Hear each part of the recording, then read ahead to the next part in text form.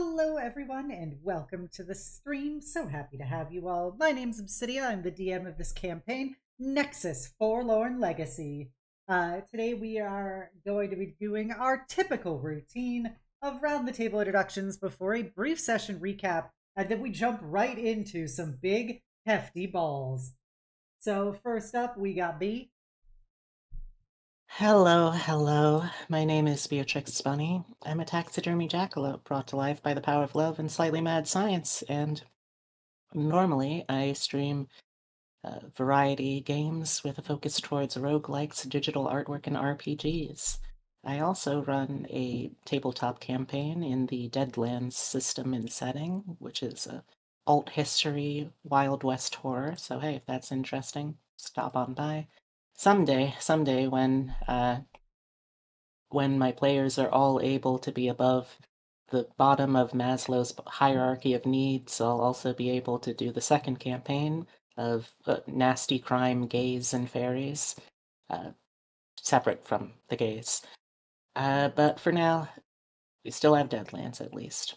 More importantly, tonight though, I am going to be playing Feng-chen Wong.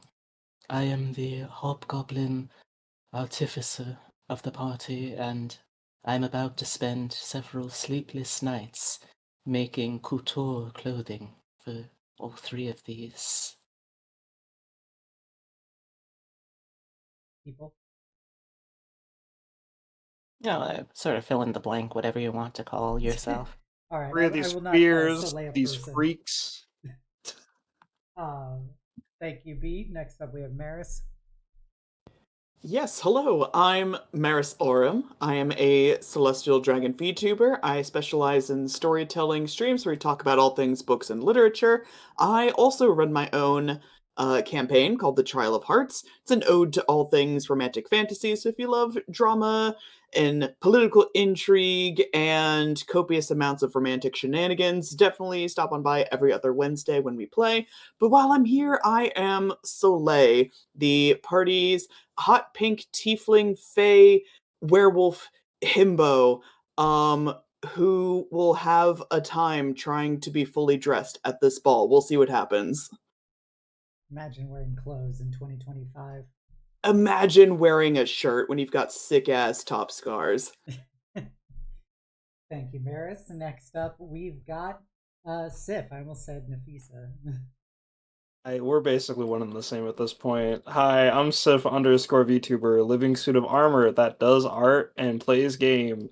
I also have a Crystal Strahd campaign that will hopefully be coming back soon since the job is being set up. Your boy has really good health insurance and pension benefits and all that government wonderfulness. Hell yeah. And I'm back again as Nafisa, little stone dragon girl. Really excited to be balling with everyone tonight. I like balls. And her little dog Nix. also, Horse-sized Nix. also a ball enthusiast. We Um, love balls out here, guys. Mhm. Thank you, Sif. And then last but not least, we have Lily. Hello everyone, my name's Lily. I'm an artist that draws a lot of D&D stuff, as well as does my own campaign. That was not the proper grammar, but here we are. I run my own campaign, Mistwalker Spectrum of Eternity. There are 11 episodes currently uploaded to my YouTube. And I am very much looking forward to session tonight for the ball, as well as some likely saucy drama. 'Cause you can't have a ball without some drama. Correct. And drama is definitely the name of the game for these four idiots. Previously on Nexus, our heroes began the final leg of their journey to Venogna, where some of them got to see some big gay giants swimming in the water with their kids playing with some dolphins, and people explaining the difficulties of preserving a photograph in under the water. But they also got a preview of Nafisa seeing one of their dragon employers in her full gigantic dragon glory, and getting a really shitty photo of it because it was so big. And then they finally arrived back in Venogna in time for Federation Day, which is 3 days away, which is the most important celebration in the entire United Federation of Allied States, of which Venogna is a part of it. It celebrates the original unification treaty of the states of Lyon, Umbria, and Aurora together to form the original UFAS Corps before the Great Liberation Wars over 50 years ago. And so that celebration is going to be a big 4th of July like extravaganza in the city. When they arrived, they were approached by a mysterious child who informed them of a job opportunity, which seemed very sketchy. Aurora explained colonialism and imperialism to her friends, which really took the damper out of some funnel cake. And then they reported all of this to their POC, Xelik Karen, the trusty little kobold major domo, to the Dragon Moms, and also informed her about their adventures over in the Solari Empire, as well as explaining what happened to Omega there. And Xelik was able to put two and two together and has theorized that the strange blue crystalline substance that formed on Omega when Omega went unconscious was none other than Nexite, the magical fuel that powers basically all of modern industry and nearly all magic items. So that's a real moment. Nobody knows why that happened, but it happened. They then went to go talk to the Dragon Moms and just kind of do a little brief check-in, where they were also voluntold that they would be going to the Federation Day / birthday extravaganza to the most serene Dogessa of Venogna in 3 days, as essentially emissaries on behalf of the Dragon Moms, with Xelik to supervise them. Something Xelik was not pleased about, and after I believe it was a over 20 or nat 20 insight check, it was determined the reason why she was so not pleased is because she had a romantic interest that usually attends these events with her. That is not going to be able to, because she has to go with you 4 idiots plus a robot. And so with that, the party then decided to go follow up on that job offer, which took them down to the Voltare Ulaceo or something, the Flying Bird Bar down in the lower spires of the city, where they met a very tired, worn-down looking Fire Ganassi woman with a Vanyaskan accent, who basically explained to them that she was being sent here on behalf of her employer, and that she was willing to offer them 10,000 federal credits or equivalent currency each, i.e. gold pieces, to buy Omega from them. And they obviously were unwilling to sell their robot friend to this strange lady. And so after some very stonewalled flirting by Feng, the woman who identified herself as Kaya Razinski proceeded to leave the bar and told them that she would be seeing them soon, basically, alongside about 30 mercenaries and various thuggaroos. So with that in mind, the party was realizing that, well, this is new information. Also, we have a ball in 2 days. So that is where we will be picking things up. So you guys are outside of the Flying Bird Bar. What do you guys do? I think last time we ended on Aurora sending a message to Xelik saying what it was minus 1 word. Yes, I responded with it was like, please come talk to me. Come back. Yeah, so I think Aurora just turns around and the party is just like, she said to come home, now. Seems I the guess best course that's- of action. I don't really want us getting jumped again in a public setting. Maybe we could. Yeah, no, I mean, the festival's interesting, and I did want to do some ball prep, but we should go back. We could probably do some more stuff with the ball, and with the festival tomorrow and following day. So don't worry, we'll still get to do something. Okay. Shall we head back then, Soleil? Omega?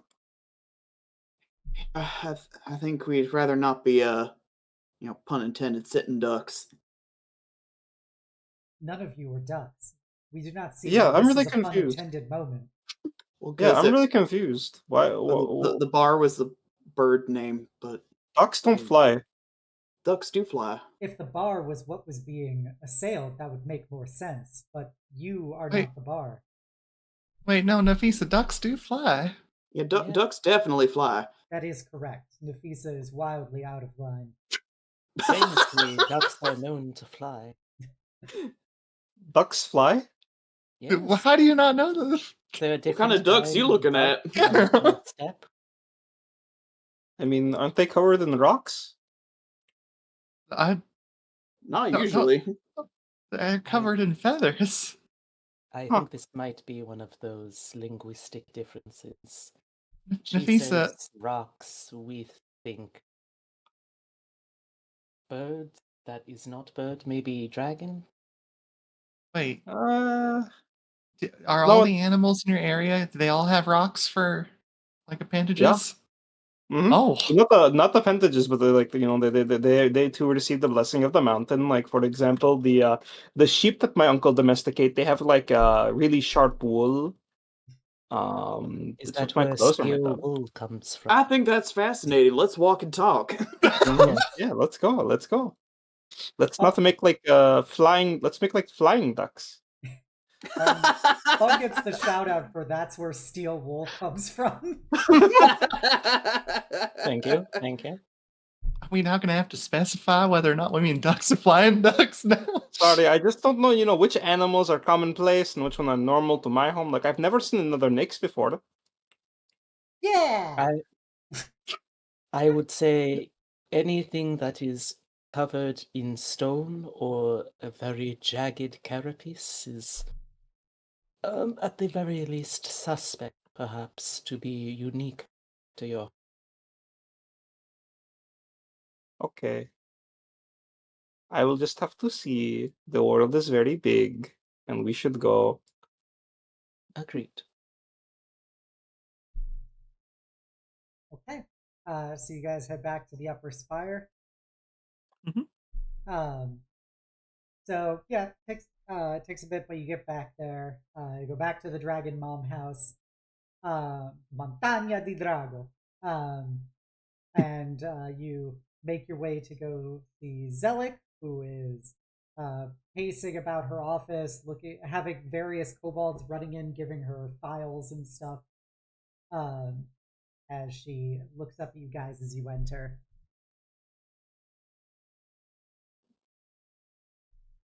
Oh, you're So- back! As Yeah, I bet you requested. didn't expect us back so soon. You guys did get the carriage back, so you did arrive faster than you usually do. So she goes, yes, I appreciate you getting back so quickly. I was checking some of our files and some of the information we've accumulated, and if you could please provide us or provide me more of a description of what happened and who you were speaking to. Oh, I should have taken a selfie with the. I Covers her would mouth. like to use magical tinkering to, from memory, recreate what she looked like. Just Make, like on a little piece of digital paper. picture frame of her. Yeah. Okay. She looks at it and checks one of her like manila folders with a stack of documents in it and kind of flips through it. And you see her like open the file and put it down on the table in front of you guys, and it's like a black and white photo of Kaya smoking a cigarette, talking to some like NexCor security officials and stuff in a photo, and she goes, "Well, this is a troubling turn of events." She's a big deal then. It's more of she is a sign that our enemies have accelerated their designs, essentially. And by enemies, do you mean NexCor? Correct. We have been aware of NexCor's activity for some time. That was partially why we dedicated so much effort to getting you to go to the Sapphire Sea in the first place, was to get there before NexCor did, as we suspected that whatever NexCor was looking for was located there. The sign that they've sent one of their troubleshooters after you with this offer is a sign that they likely have some inclination as to whatever.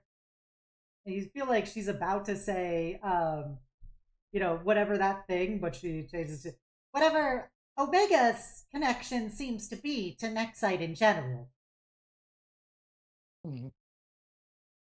It would be rather inconvenient for them if their commodity was no longer commodity. Certainly, if Omega has the ability to produce more, then it would certainly be disruptive to the market. It's clearly a sign of their seriousness that they've been willing to offer so much money, and from our records, Miss Razinski has been involved for about the last 15 years or so with NexCor's activity. From what we've been able to follow from her career, she apparently approached them as a teenager, showing great innate magical capability, and they brought her on, and she's been acting as a troubleshooter, fixer, wet work person for them for the last decade and a half.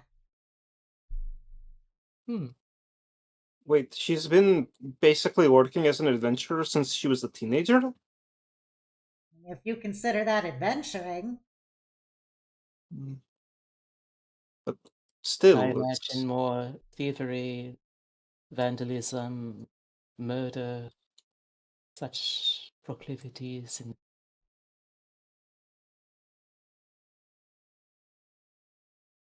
I mean, we do some of those things.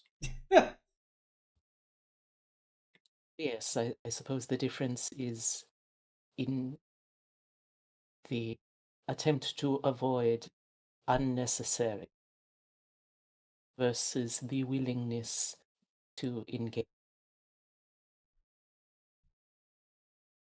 Still, from 15 years old, that seems an unusual prodigy. You sell your soul to a corporation at 15? That's When fucking was crazy. this picture taken, by the way, pointing to the black? That was taken about probably 5-6 years ago. It was from the closing days of the Eryxian liberation.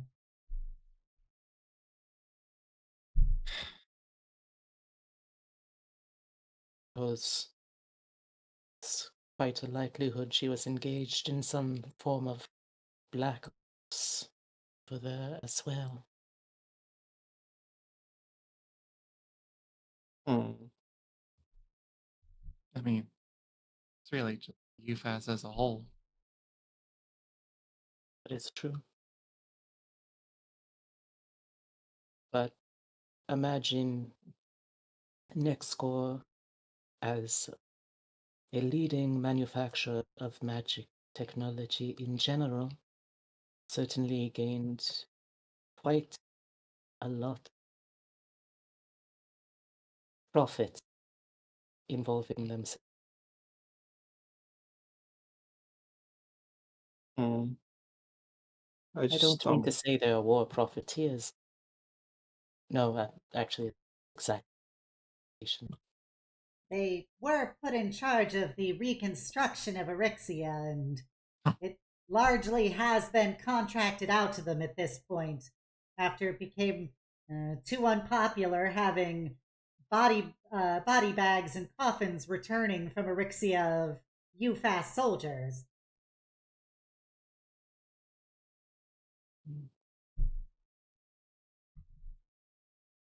Um, let's move on from that subject now, yes. if you don't mind. I am. Hold on. Obs, off my last insight check on Yeah. Kaya, I could think you got I a 19 on it. could I do a follow-up insight check based on the fact that we learned she was 15, but she also looks like that she's got no will to live. Mm. Is there a Sure. follow-up insight I can do her? Sure. You can make another insight roll. It's a 6, never mind. It's too difficult. Corporate life just wears down on everyone. I didn't realize the UFAS could break them so young. Um, out of out of character Yeah. is there some sort of role that we could do? I'm just curious, like, because this party is like disproportionately familiar with Fae and such, but I don't really know how elemental and elemental aligned people work, like biologically or such. I, Yes. like, is it unusual the physical difference between how she looked 5 years ago versus how she looks now? 5 years ago, she doesn't look like terribly different. Um, she's based on what was told by Xelik, she's probably approximately 30. So 25 to 30 is not like a huge difference in appearance. But you can make Arcana or Nature checks, I guess, for elemental physiology. Sure, may as well.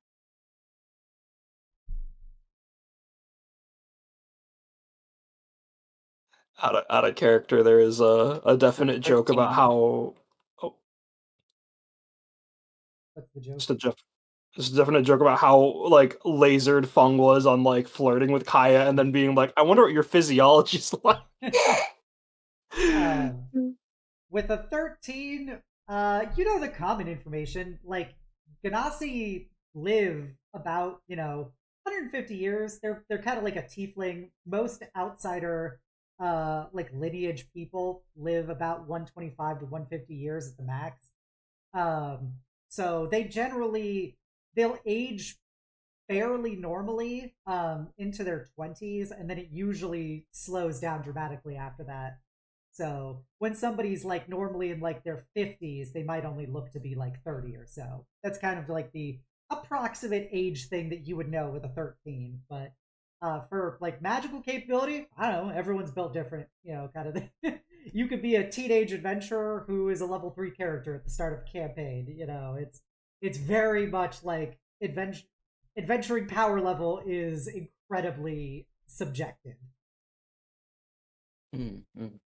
All right.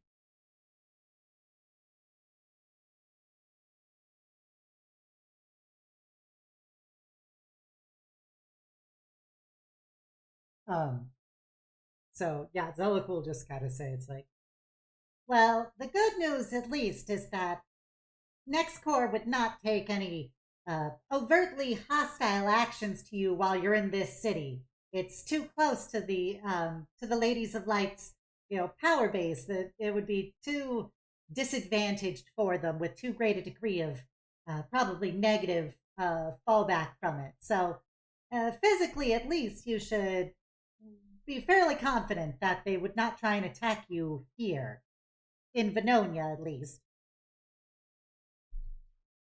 Would it be safer for Omega to remain here in Den of the Dragon? So,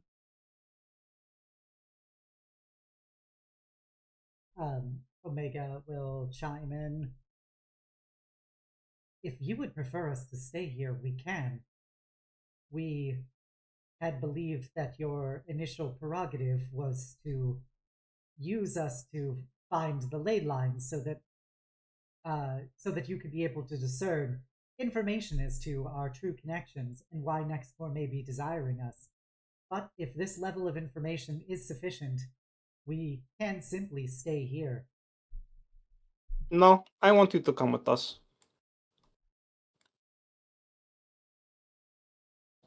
Besides, we might need someone to open up a can of whoop-ass on some goons. You see Omega, one of Omega's hands turns into a can opener.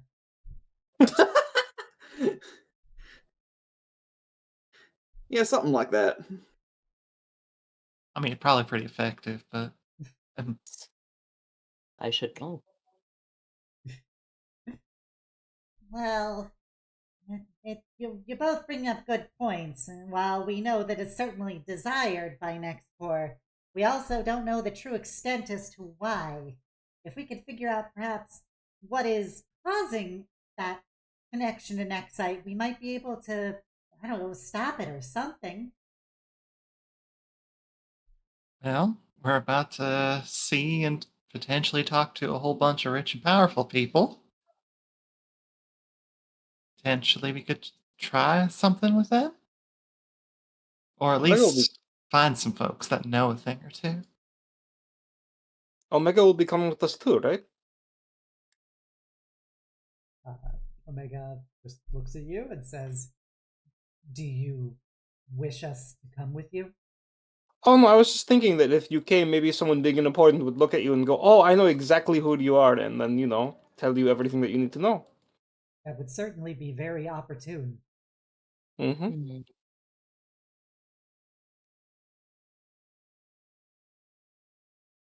Hmm. Hmm. But yeah, I think that's everything, right?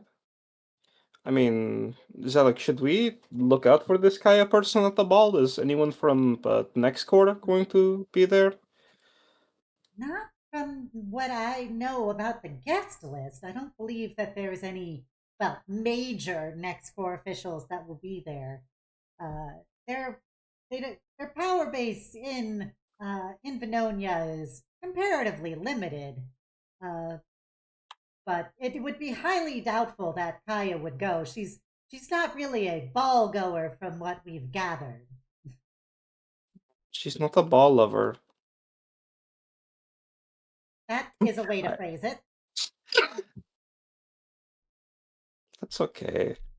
We'll probably run into her at some point and have to beat her, and then, corporations are the bad, and then yada yada, and then we're all friends afterwards. Or something. Mm-hmm. I Well, like your optimism, Xelik. I mean, I assume we were just gonna spend the night and, well, I don't think we have a plan for where we're spending the night. Would it be alright for us to stay here for at least this one? Of course. You can stay in the rooms that you previously stayed at. Um, we can get a room for you as well. She looks up at Omega. Omega just goes, "That is unnecessary. We will simply take up a small amount of space in one of their rooms." Okay. We can ask some of the servants to bring you nice things to look at while you have a nice little corner for you. um, sure. I can arrange some reading materials or magazines. But uh, while you're at it, don't forget that you do need to go buy your outfits. Mm-hmm. Don't worry, Zelak. I will do plenty of research. I promise. I am going to make this a great ball for you, or as great as I can make it. Right. Well, if you have any questions about the ball, you can always ask. Mm-hmm.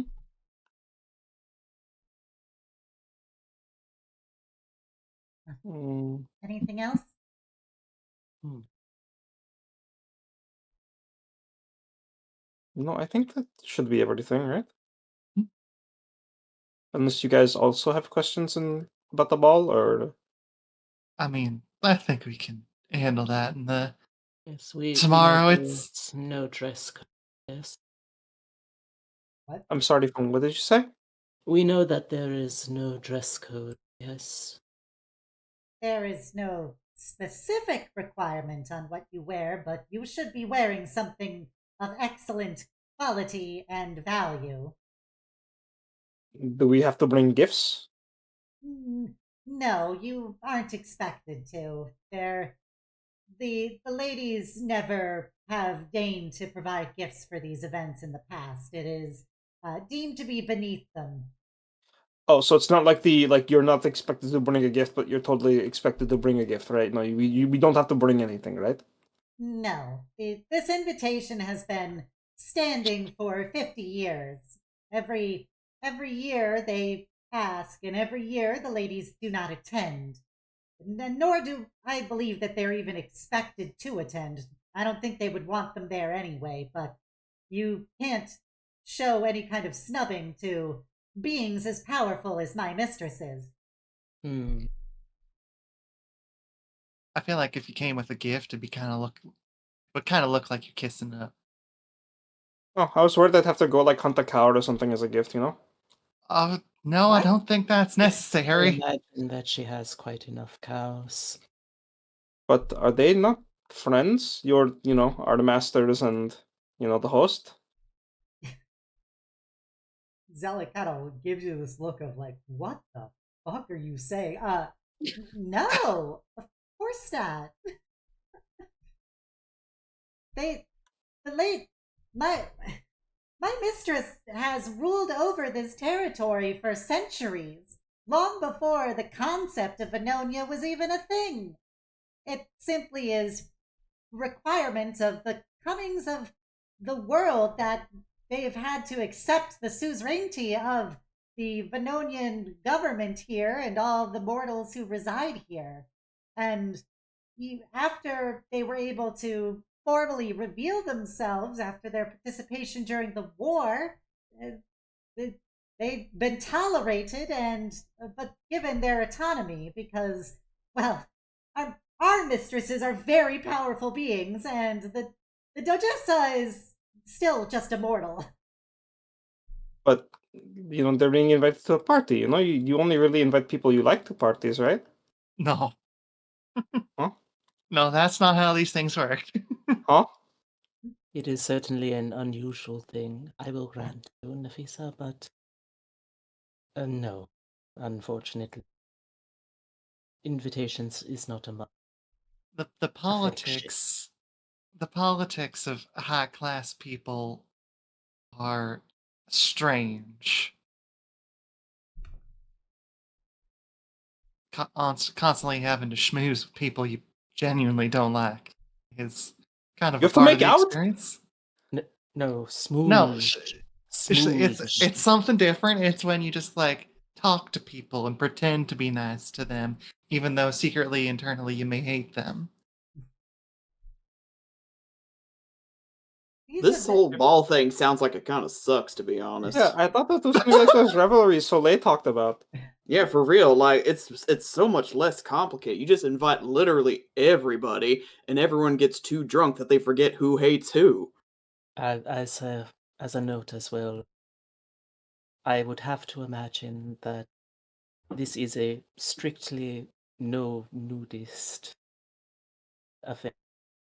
Ah, so there's not even like an after party.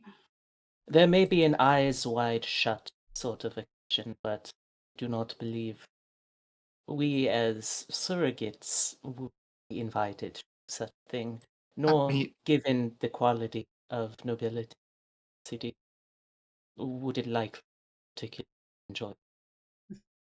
I mean, they may be able to find an after party, but I definitely think for the most part, people are expecting us to show up, as Alex said, show up in nice and fancy garments that show our status purely through the nice and fancy garments.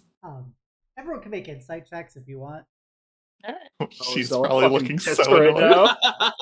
Natural one. Nafisa. Honestly, kind of good. Nafisa doesn't know how. Yeah, Nafisa, perfectly normal conversation. Aurora's busy interacting. Soleil and Feng.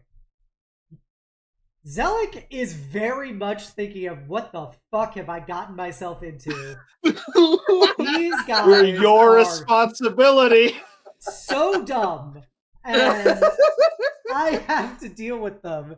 They just propositioned the fact that they're curious if there's an orgy occurring at this event. Dear, by the weave, I'd Look, like to that's just that's do, the Fae standard, baby. I'd like to just I do don't a know bow different. and whisper to Xelik, my deepest condolences. I will try to make this not as difficult as it could. Yeah, well, if you have any questions about the ball or getting ready for it, please come speak to me. Of I'll- course. Tomorrow, everyone, this is for everyone before we head out. Bright and early, 10 a.m.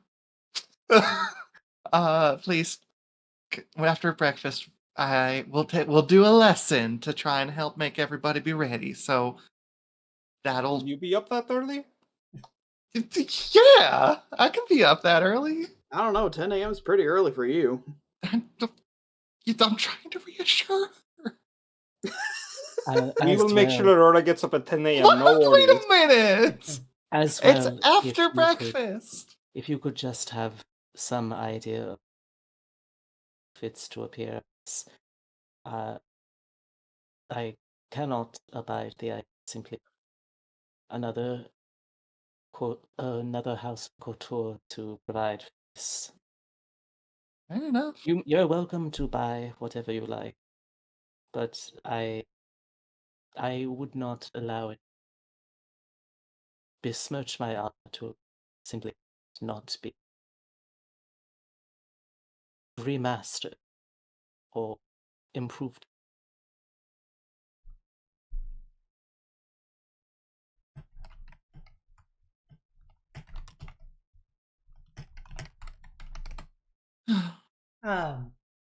So yeah. With that, Xelik is going, okay. Well, please set yourselves up in your rooms. I have some research I need to do. Very good. We'll see you tomorrow then. And with that, she'll close her door, and despite you not being able to see inside, you can feel in the ether a heavy sigh. Well, I think she fucking hates us. I feel so bad for her already. To like us. Tomorrow morning, though. Of course. You sure you don't want to push back to 11? I was trying. Yeah, we can do 11. I was just trying to have some semblance of. We're trying hard for her. All right, I won't let you sleep in then. Thank you. All right, you guys all head to bed. Yep. Wait, Yep. important. Whose room is Omega sleeping in? Anybody wants Omega, they'll take that room. Otherwise, they usually just crash with Feng.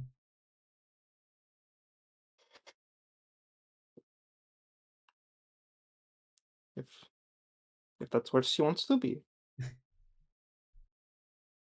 Based on everybody just fighting over them right then. Well, I don't want to impose. Well, She's a partisan well, with I her mean, own. Does she want to be a part of the sheep wolf cuddle puddle? Like, They do not. well, They would just be looming in the Shape-shifting corner. into the cuck chair. Yeah, they would just be carrying it. We already have one person there. We don't need to. Poor Nethris. Wait, who's the one person? Nethris? Yeah. Such a wallflower. So, so you guys crashed for the night. During the night, once again, because of the magical radiation, you all have very bizarre dreams. I'm gonna odd or even each of you, giving you a dream versus nightmare, except Soleil. Soleil doesn't have to worry about anything. So, Feng, we're gonna do even for everybody. Even is a dream, odd is a nightmare. So, Feng, you got a dream. Ooh. Aurora, you got a dream. Nafisa, you got a dream. Everybody got dreams. everyone got a What about Omega? dream. So Yeah, you guys just have very weird dreams, but like no weird PTSD connections from your time in the Desolation or anything. That's good. I'm glad there's no long-lasting psychological harm to us having kind of died. Yep, yep. So yeah, you guys just have very trippy, surreal, like acid trip like dreams, but like no bad trips. um, so the next morning you wake up at approximately 11 a.m.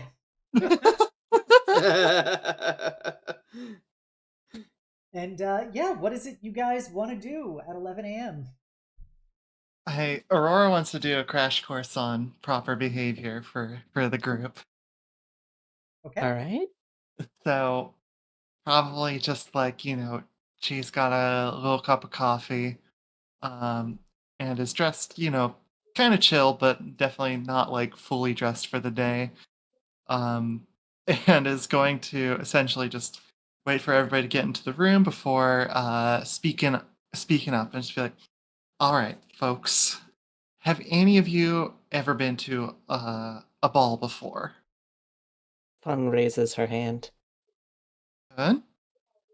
It was admittedly assisting my mother and the wait staff, but yes. So not dancing, not just like being out with the folks, just more so cooking. Cooking, working, making myself neither seen nor heard. Gotcha. So this will be a little different. Nafisa, what about you? I mean, if it's just dancing and meeting with people, I've done that before. It's a But little that's another different. part. It's like a It's a party, little. right? It's a party, yes, but there's a lot of rules that people seem to uphold. So we'll have to go about that kind of carefully to make sure that we're not embarrassing our ladies and really Xelik as well. I will. Soleil? Oh, go Oh, ahead. it will hurt my head a lot, but I will try for Xelik. Mm. Soleil, did you have a other than the revelries, which I don't think this is going to be like? Have you been to any sort of event like this? Yeah, like forever ago. I mean, my mom would drag me to all of her fancy shindigs, and I mean, I didn't really enjoy them, but I went. Oh, well, still, that's good. So, do you know how to like dance the waltz? You know how to do some of those basic stuff? Mm-hmm. Yep. Well, I must Might admit, I'm take look.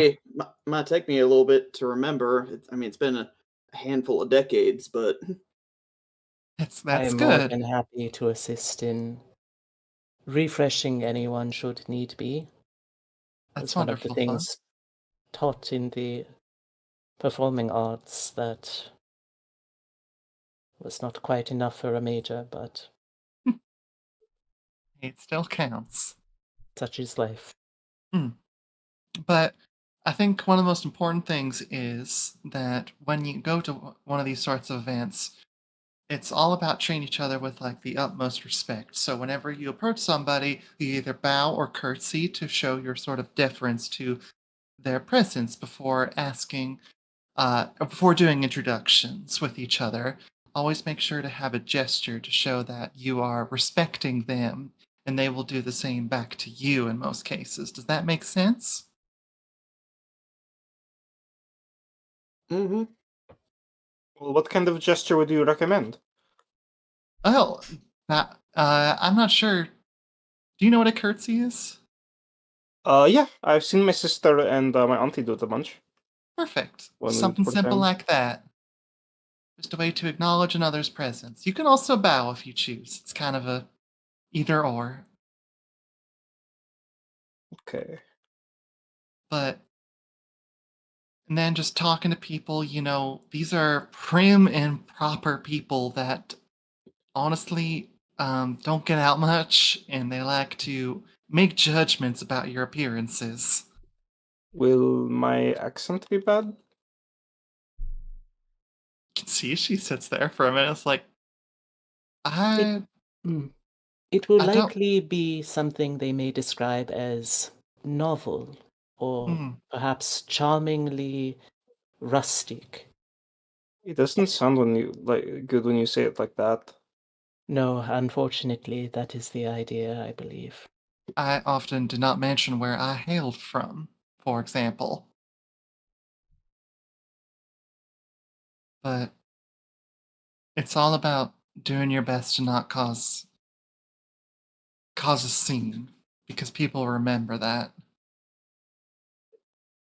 I know it doesn't sound very fun, but trust me, the fun is a lot into the dancing and being with those that you came with, and just trying good food, having a glass of wine. It's nice. Can be, at least.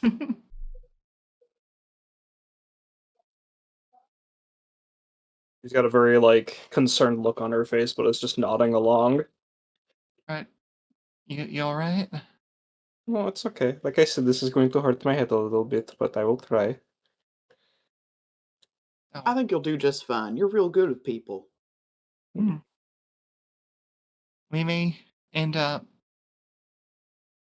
getting into conversations with folks and can do a little digging, do a little asking about ongoings, maybe get a little bit of information that would make our dragon moms real happy.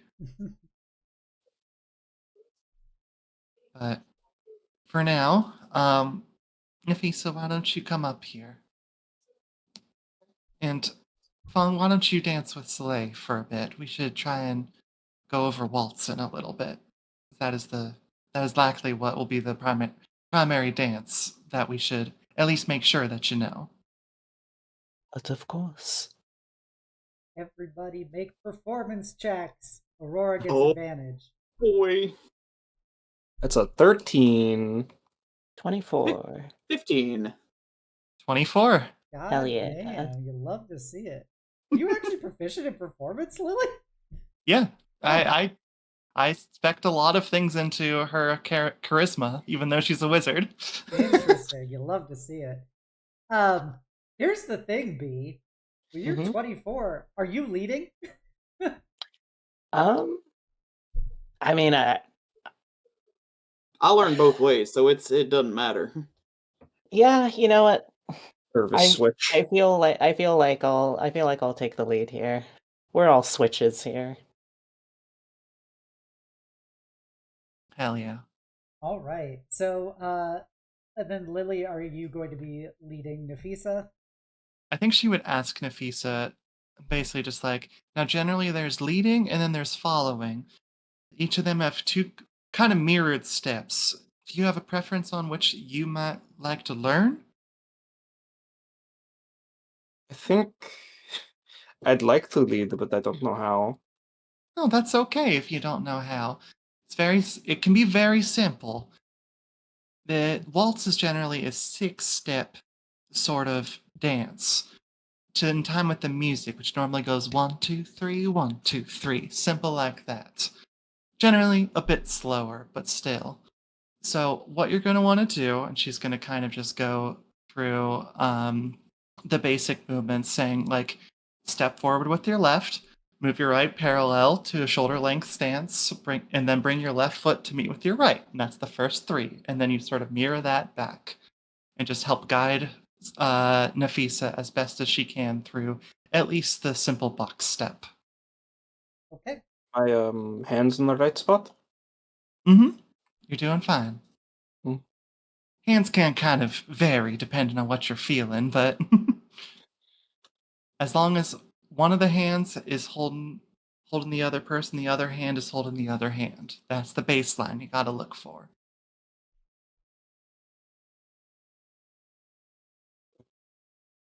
All right. I think Feng is definitely in her element here. She's feeling herself. She's still in that period of her life, and just giving Soleil a little twirl. It was a bad idea, but she still went for the dip. make a strength or athletics check. Oh no! Can I do intelligence if I'm using my prosthetic? Sure. Okay. Dirty 20. Well, it'd just be an intelligence roll, not a save, but it's still enough to not drop Soleil, his hefty beefcake, because he secretly also only has 8 strength. Don't worry about it. Don't worry about it. But yes, you successfully dip Soleil. Both Soleil and Nafisa, you guys do pretty well. Like, you're obviously not as good as Feng and Aurora, but you can still, pick up the steps pretty easily. And, you got a pretty good handle on dancing. You feel like if you're required to do a basic waltz, none of you would have to make another skill check for it. Hell yeah. Hell yeah, we're not gonna fall on our face, right, Lily? Just because I rolled natural ones both times trying to get the introduction to a dance in your campaign doesn't mean you gotta. I mean, what was I gonna say? Damn, I had an idea, and we're not going to turn invisible and get hit by a card. Don't worry. No, I don't think so. I certainly hope not. That would make for an interesting turn of events. If I may, I'm just gonna add one little thing with Nafisa, just like, you're picking this up real well. Thank you. Maybe I can lead more confidently with you next time as she, lowers her hand to have a more firm grasp on your waist. Very good. Mm-hmm. I'm sure you will, and feel free to come find me if you want to practice any more. I will, but I'm more worried about the manners. I've loosened my lips a little too much, I think, for everyone, so I need to figure out how to act more proper. Oh, it's all right. I mean, these rich people, they'll come up with any reason they want to put you down if they want to. It's just kind of a part of the game. So just still be yourself in these moments, all right? I'll try as comfortably as I can, I'll try. And Aurora will kind of responding to the waist grab, just move herself a little closer as well and sort of forehead touch with Nafisa. Hey, yo. Woo! You got this. Mm-hmm. Has it been long since you last danced, Soleil? Well, that depends on the manner of the dance, so to speak, but something like this, oh shoot,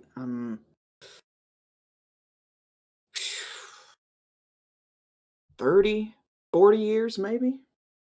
Mm. My mom would go to these highfalutin shindigs with the Fae court, but get me dressed up nice and I'd go with her, but I think Nafisa and I are kind of in agreement here. There's too many rules to keep track of. Doesn't make for a very fun environment for a teenage Fae. Hmm. I understand, but if it is any consolation, you are an excellent study. Well, thank you. Thank you kindly. You make for a good teacher. Well, I suppose I must get in my practice if I'm to try to further woo both friend and foe. Ah, looking for some kind of practice in that area? Perhaps. Hmm. Let us see where things go, though. No Well, sense of rushing in when it would be a shame to get such nice clothing and not wear it for at least a little while. shoot, and you think you're not good at this stuff. Tell you what, Fung. You set your eyes on someone at that party, I think you'll be just fine.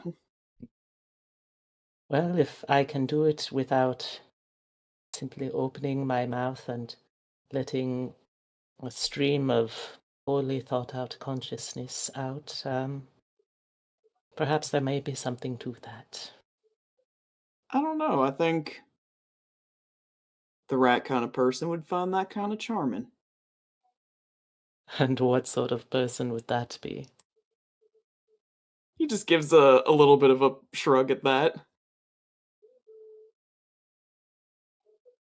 I don't know. Rat kind of person, I guess.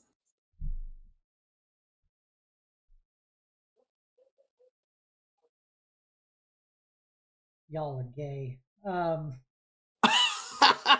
Yes, we are. Any Fung I see squints a little that bit. insight roll. Doesn't say anything, just yes, I suppose we will see. Is there anything else you guys want to specifically address during this this little etiquette class? That's about all I wanted to bring up. Just a little mini dance, and then just that we're probably gonna have to be good. Do we have to know which fork to use? Fuck no.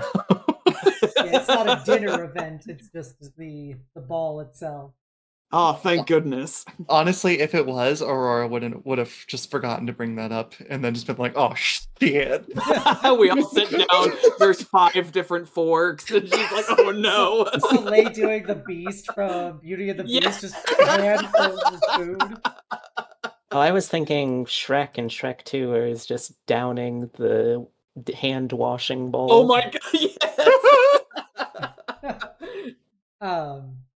Okay, so I'm gonna go, since you've got a day and a half before the event. Do you guys want to buy your own outfits, or do you want Feng to make them for you? I do think that Feng would politely inquire for a outfit commission from Feng. That is something Feng would do. No, Soleil, right? Soleil, yes. Okay, so Soleil is gonna hit up Feng. What about Nafisa and Aurora? So Nafisa would love to wear a Shardit original, but also Fung really wants to do this. I think Feng would understand, since Sharit was like one of the OG pre-attempt at confidence arc swoon targets. Sorry, Fung. I'm going to go out and see if I can find a Shardit original while I go do some homework on balls. That is quite alright. I look forward to seeing what she would have for you. Thank you. Hopefully it's not... Something skimpy like this wouldn't be good to wear at the ball, right? Like, it looks at her current outfit. It is hard to imagine thinking that you would look poor in this, or look poorly, rather, but in terms of event appropriateness, perhaps not as much.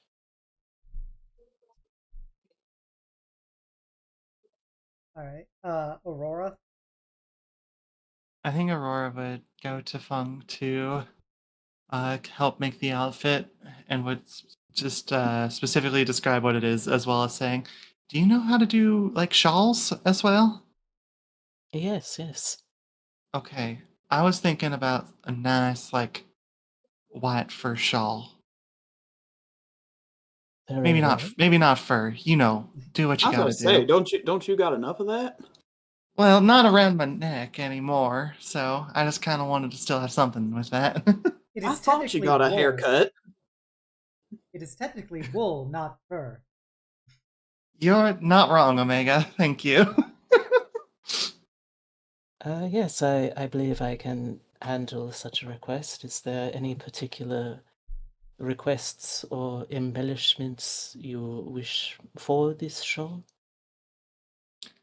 Nothing in particular. I think, at least with the main outfit being pink and black, we're trying to add an extra layer of elegance that sort of covers up but can't be let go whenever the time comes. Very well. I believe I can oblige. All right. So Soleil and Aurora are getting Fung originals. So Fung, you're going to be spending the next basically downtime before the ball, frantically making 2 full outfits of clothes from scratch. Look, this is why I have my dog now, too. To give you the assist. Yeah, like, the dog has 2 hand ears, Yeah. so it can help. So you will be sewing in the the day and a half beforehand. Soleil, is there anything you want to do in particular? I think in this period of downtime, I do think he's going to be kind of singularly focused on the fact that there are now a new set of assassins kind of looking out for them. So he wouldn't stray too far, but I do think he'd like kind of patrol the area. Very, very guard dog setting right now. Okay. Yeah. You patrol. You will. While you're doing that, you're going to run into Cyr-Akkadi, which we will do in a bit. Aurora, what do you want to do in your day and a half downtime?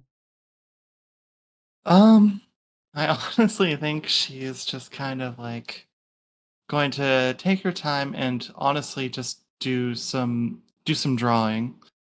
Particularly, I'm going to flavor it since she hasn't drawn much recently. Flavor it just in sort of like she's trying a bit of new things out using the paint that Prince gave to best understand that and make a few different pieces that are all essentially flavored as the different spells that she has learned that are new. So one of like just like a transformation piece, one of sort of like reflections for invisibility, one of like just a vibrant wall of fire, probably we'll say themed after the Desolation's wall. And I did not come up with one for Evert's Black Tentacles, so we'll just say that it's a roaring ocean with a kraken. Sure. Okay. Just goes through, does a few pieces of those real quick to try and best understand them. Yeah, when you do them, normally your whole gimmick is how active and animated and alive your paintings look. And it seems like when you do it with the special paints from Prince, it's near life.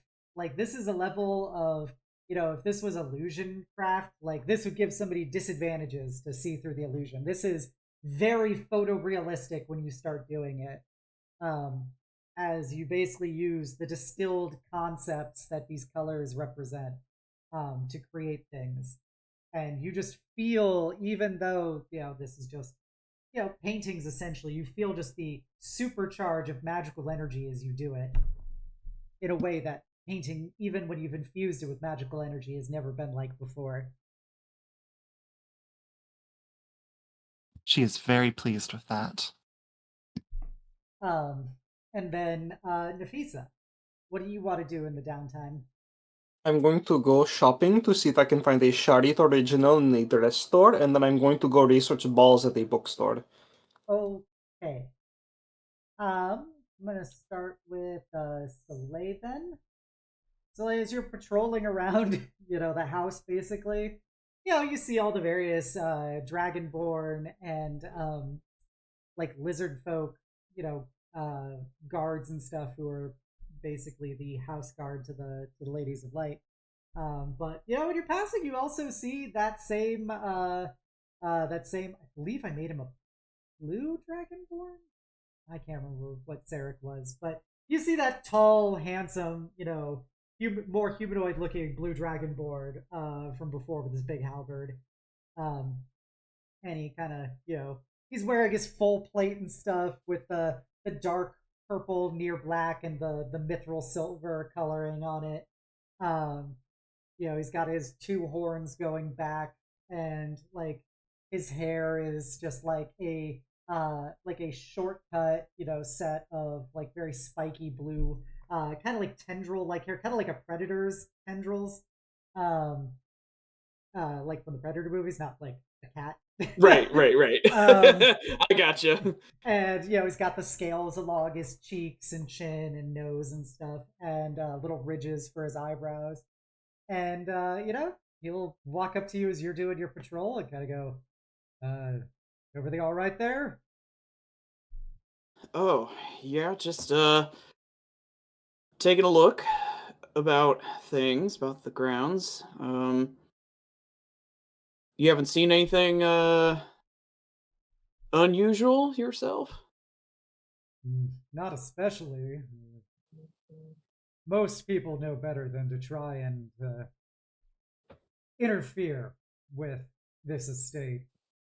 But Yeah. it seems like you guys are trying to make sure that we are constantly put in a state of alertness. Yeah, well, gotta keep you on your toes, can't get too comfy. That I can understand. And I guess, all things considered, you bring the assassins here. I'm appreciative that you've decided to join in with the guard duty. I know it is not glamorous from the travelings you all are used to normally. No, but you know, not to say that this is my place or nothing, but one has to protect their own territory, so to speak. And I gotta make sure my friends are okay. Kind of nods. He goes, "That's a good mentality. Are you looking forward to the event that you all are going to?" I think it'll be an interesting time, one way or another, hopefully. I can't say I've brushed up on my etiquette in quite some time. Kind of looks down at himself, suddenly very self aware of what he looks like, and just, yeah, well, perhaps a new outfit's in order too. Yeah, I've been to a few of these things in the past, and I can tell you that that's not exactly the most appropriate attire. He just sort of deflates a little bit, like, I imagine it's a shirts on kind of affair. Uh, it depends. The Avalonians tend to dress more revealing, as is their nature, but there is an overall refinement to their garb that your particular look does not embody. Looks down at himself again, suddenly noticing all of the patchwork. All the times he thought he was doing a really clean job of patching up his outfits, just, yeah. Yeah. Well, I put my faith in Miss Fung for that, and I think she'll dress me up nice. Hopefully. And besides, I know that Xelik, Miss Miss Karen would not steer you wrong in this. Did I catch that first name basis slip of the tongue? You did. You definitely did. Okay, all right, cool. I think he'll just kind of look up at that, like, yeah. I mean, you usually go to these sorts of things yourself. Yeah, I'm the captain of the guards here. Personally in charge of ensuring the mistress's security of their lairs and their property, and so I usually attend in my official position alongside the major domo. Shoot, I bet you wish you were going instead of us fools. Make an insight check. 15. 15. He's a fighter. He's an eldritch knight. He's not like super deceptive or anything. You definitely pick up as he's speaking that there is a bit of kind of disappointed resentment, and he goes, "Yeah, it's a great time. The food's good, it's excellent drinks, and it's a lower security situation, but we all do our duty for for our great mistresses.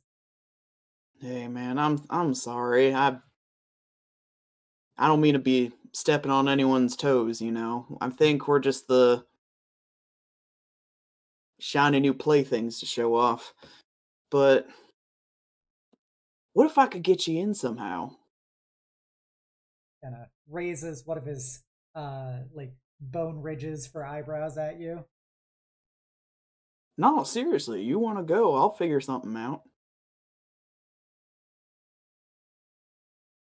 I appreciate it, Mr. Soleil, but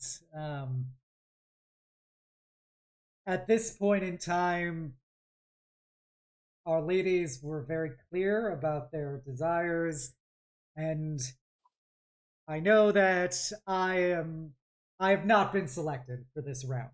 Um, Sure, but like they specifically said that they didn't want you going.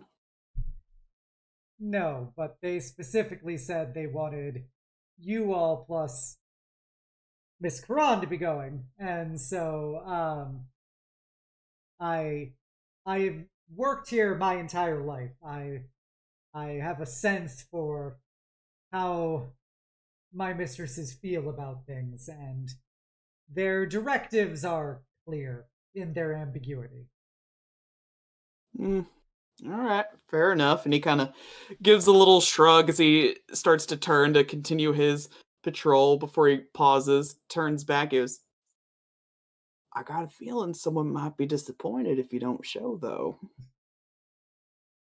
He kind of scowls for a moment and just kind of shakes his head, and he goes, leans into you and kind of clasps your arm, does the whole like warrior handshake at forearm level, and he goes, just remember that while you're attending this event, there are high expectations about the safety of everyone that you're going with. Of course. I'll do my part, and should we need an extra bit of protecting, maybe I'll leave a back door open. He goes, well, I'll be here. I can't stop you. And he kind of grips your forearm a bit more and then lets go. Well, I won't keep you. Cyr-Akkadi, by the way. Cyr-Akkadi, good to meet you. He kind of nods and goes back to walking away to wherever he was going, his cape flurling in the wind as he departs, and you are continuing your patrols. He's so stoic and cool. He's so in pain right now. All right, Nafisa, you go hit the town. So going for a Cherit original, you're probably going to find that in either the upper or middle spires, not really in the lower spires. Where would you like to go? I would start in the upper spires because that is my sister, and she would be on the tippity top. Okay, make a perception or investigation check. Okay. That is a 12. Okay. With a 12, in the upper spires, you're looking around. For whatever reason, maybe just Cherit stuff isn't in these particular circles this season, or what. Can't seem to find it up here. Lots of other dice clothes, but nothing specifically that she worked on. I don't know what to do. Maybe I could ask one of the shopkeepers if they know where something like that would be made.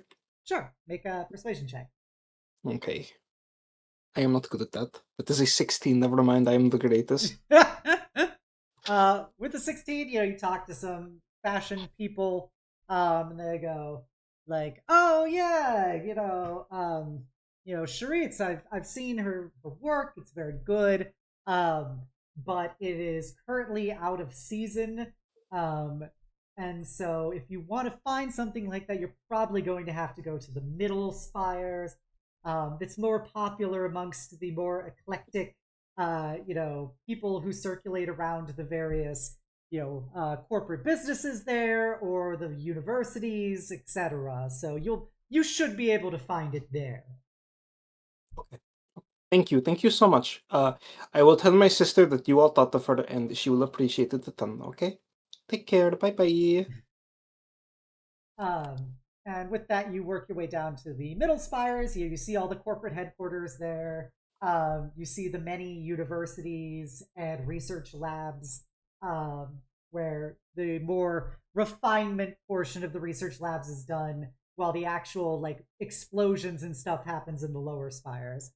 But there, these people need clothes too and everything, so you are able to find a fashion store that particularly specializes in more eccentric clothing, and that is where you see a Charit special that you'd almost swear this was made for you. But yeah, you have your expense account from the Dragon Mom, so you can be able to purchase it if you desire. Buys it in a heartbeat. Excellent. Mm-hmm. So we'll wait to describe all the outfits for when you guys actually attend the ball itself. So you have acquired your outfit. What else would you like to do? I need to go learn about the balls, and I learn things from books, so I'm going to go to a store that sells books. Okay. There are lots of bookeries here. There's there's a lot more unique establishments here. If you went down to lower spires, you'd probably find Barnes and Noble, but here it's a lot more niche shops that a lot of them cater to very specific industries or research enterprises and stuff, or universities. You could buy a nice $400 textbook here if you wanted, which you could then trade in at the end of the semester for $20. Is the realest experience in life. But yeah, so there's a lot of niche shops here. You can make a quick investigation or perception check. That is another 12. Okay. You do go into one shop, which is a bit more less catering. This is probably the most entertainment focused bookstore that you've seen as you've wandered around the middle spires. There is a female human with a big pair of round glasses sitting behind a counter. There's books everywhere in here, and she is currently reading something. As she sees you walk in, a little bell rings. Oh, hello, miss. Is there something I can help you with? I am going to a fancy party, a ball, and I want to not to be an embarrassment to my group. So I was wondering if you had books about fancy people doing fancy things to help me not, make a fool of my friends. Oh, sure. If you want to, you're looking for an etiquette book or a history book or an anthropology book or. I learned best from history, so maybe an anthropology book or stories. I like stories. Maybe that could be a way for me to learn. Okay. And she kind of is looking around at some of the books, and she starts handing you book after book as she's sifting around. And she goes, "Yeah, this is specifically the history of Venognian masquerades, dating back to about the 300 after return. We've got this one here about the courtship norms of the greater Umbrian subcontinent. We've got this one here. It's this one. Well, make an insight check." If you think it could help, no, wait. You know what? You know what? General vibes. This person has a lot of books. I will blindly trust them. Whatever they recommend me, Okay. obs. She goes, this one here is more of a fantasy novel, but the romance scene in it is actually very insightful at one of the ball events. Um, it's it's actually pretty popular if you want to check it out, and if that's your interest. As she pushes up her glasses, I know some other very informative pieces. Yes, yes. I'd like to learn a lot about balls. I need to really make sure that I don't make a fool of myself or my friends. Whatever. I trust you completely. Whatever you want to recommend me. Oh, well, if you're interested in balls, then I know the expert on the topic. Um, she goes behind the counter and takes out a comparatively cheap looking book. Um, based aside from the others she was showing you, this looks much more like it was hand printed. Um, and in the stack of books she'd given you previously, you see the anthropology, the history books, etc. You also see the romance she was talking about was by somebody named Kamar. Was apparently had written this fantasy romance novel. But behind the counter she gives you this what looks to be more like a handmade book that she hands you, and she goes, I actually wrote this myself based on a lot of research I did. I was especially inspired by the musical works of one Freyden Starsong. And if you read deeper into his lyrics, you could see there was clearly a romantic vibe between him and this another gentleman. She kind of giggles, um, and she goes, so I was inspired by that, and I decided to run with it a bit. And I read all of these books that I handed you to base on what I did for the ball scene when they finally kiss and he lifts him up. Oh, Freyden's my uncle. Wait. What are the characters? I've heard a lot of his songs. Oh, they, well, for this, I just simply called him, I called him the dragon, because Freyden writes a lot of songs about taming this dragon that's frothing at the mouth and lips, and I decided to, the dragon takes on a human form as they go to this event, and I, of course, like your uncle is Freyden Starsong. Yeah, I get. I wish my No, uncle was Freyden. no. He can be your uncle too. It's like a family friend thing. I can read this book and then I'll give it to him, and then if he likes it, he'll come back and talk to you. I don't really remember him talking about the dragon though. Like maybe I know Mama said that there were some songs I shouldn't listen to from him, but like I'm a big girl now. I can read this. Oh, if you want a good companion piece to this book, you should listen to Jormungandr. It is what I think is probably his most blatantly romantic piece about this alleged dragon, especially the line about the great serpent rising from the sea, dripping from its lips above him.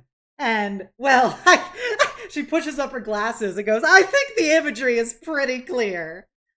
That sounds really cool, actually. Yes, give it to me. That sounds super like exciting to see and imagine, and yeah. Give it to me. I'm sorry. What's your name? I need to like add you to my list of letter people to give letters to. Oh, Sophia. My name is Sophia. Sophia. Okay. Sophia, and then out of character. What's the name of the shop again? If there is one. There was no name. Uh,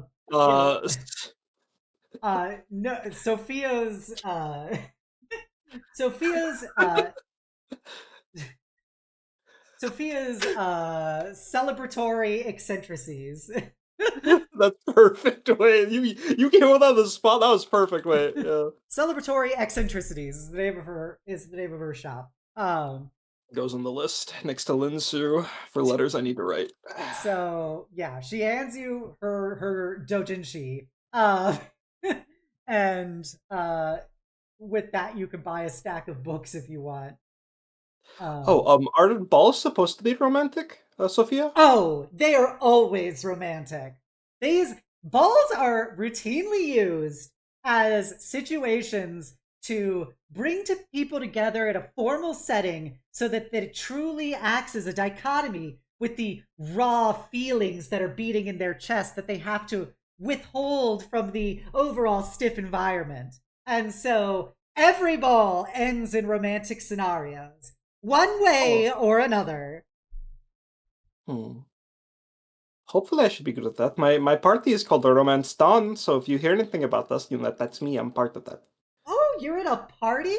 I Hmm. actually just listened to Romance Dawn on the radio, and it sounded really interesting. I'm glad that you guys were inspired by that song.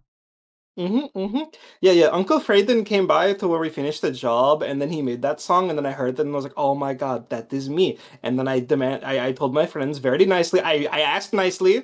I did not push them. I said, "Could that be our name?" Because we didn't have a name yet, and it's like a the chicken eat egg scenario. Make another insight check, Nafisa. Yeah, you got it. Yes, ma'am. Yes, ma'am. 5. Damn it! I need this one to write fanfic Yeah, about Soleil now. this Fuck. woman believes all of the things you're saying. Hmm. She Hmm. very clearly thinks you are telling the truth, and all of these stories are accurate. Not at all entirely made up by this weird fangirl. Um, So she goes, yeah, totally, totally, totally. Well, if you ever want to talk about the books, especially this one, please feel free to come on by again, and I'd love to hear your thoughts. Oh, you called them both? Oh, I didn't know there were books on this too. I will look out for that. Thank you, thank you. She said books, but Oh, I thought she said no, boats. Like how we? Oh my no, gosh. she literally said books. Excuse me. Apologies. But yeah, with that, you can return to the house, um, and everyone will kill their time. Fug, make your Weaver's Tools check with advantage, using intelligence as Okay. the skill.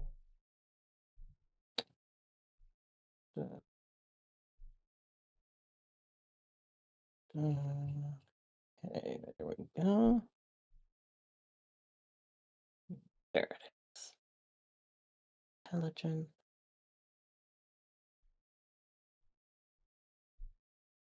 Oh, wait, you said with advantage, so. Yep.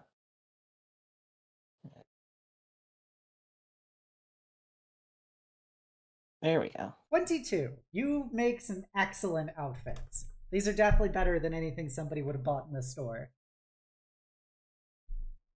But it definitely Excellent. consumes your time. Partially, your 22 is just being able to produce them all in a day and a half. Mm-hmm. What do you think, Zhao Hong? The dog does a little huff as it looks up at you with a sense of satisfaction. Yes, I agree. Um, and with all of that, you guys can come to the night in question as you all try on your outfits. And Nafisa is grinding. Which book does Nafisa start with, by the way? I think she was so excited about her writing. No, she needs to prepare herself. She reads the history of masquerades first to, really develop a sense of the setting and, have an idea of how to imagine things. And then she picks up the first handwritten book about the Jormungandr. Do you listen to the song while you're doing it? Yeah, she puts it on. She definitely puts it on her room, and then she opens the first page, and then suddenly it's like nightfall, and all the books have been opened with notes everywhere, and she's just got this wiry, messy hair and wide eyes. Oh, oh no! Nafisa, you could choose to make an insight, or you could just accept that you read the subtext of this. I um, no, I think she's become aware of what she's reading, but she can't stop. yeah, so you are effectively reading erotic fan fiction about your dad and your uncle. I I want to throw up. You also know that the song Jormungandr is about bathing with your dad, and the serpent is a very specific object rising out of the water while they're there. The party goes to check on her. She's just keeled over, like in the Family Guy death pose. You have gained additional forbidden knowledge into your parents' adventuring party dynamics. This is my cross I must bear. I am scared of balls now. Oh no. But yes, as you all get dressed, I need everyone to make perception checks. Ooh. Lily. That's an artificial one. All right.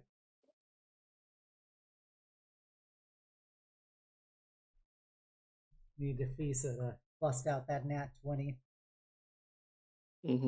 Sorry, the sheet is not there we go. 12. Okay.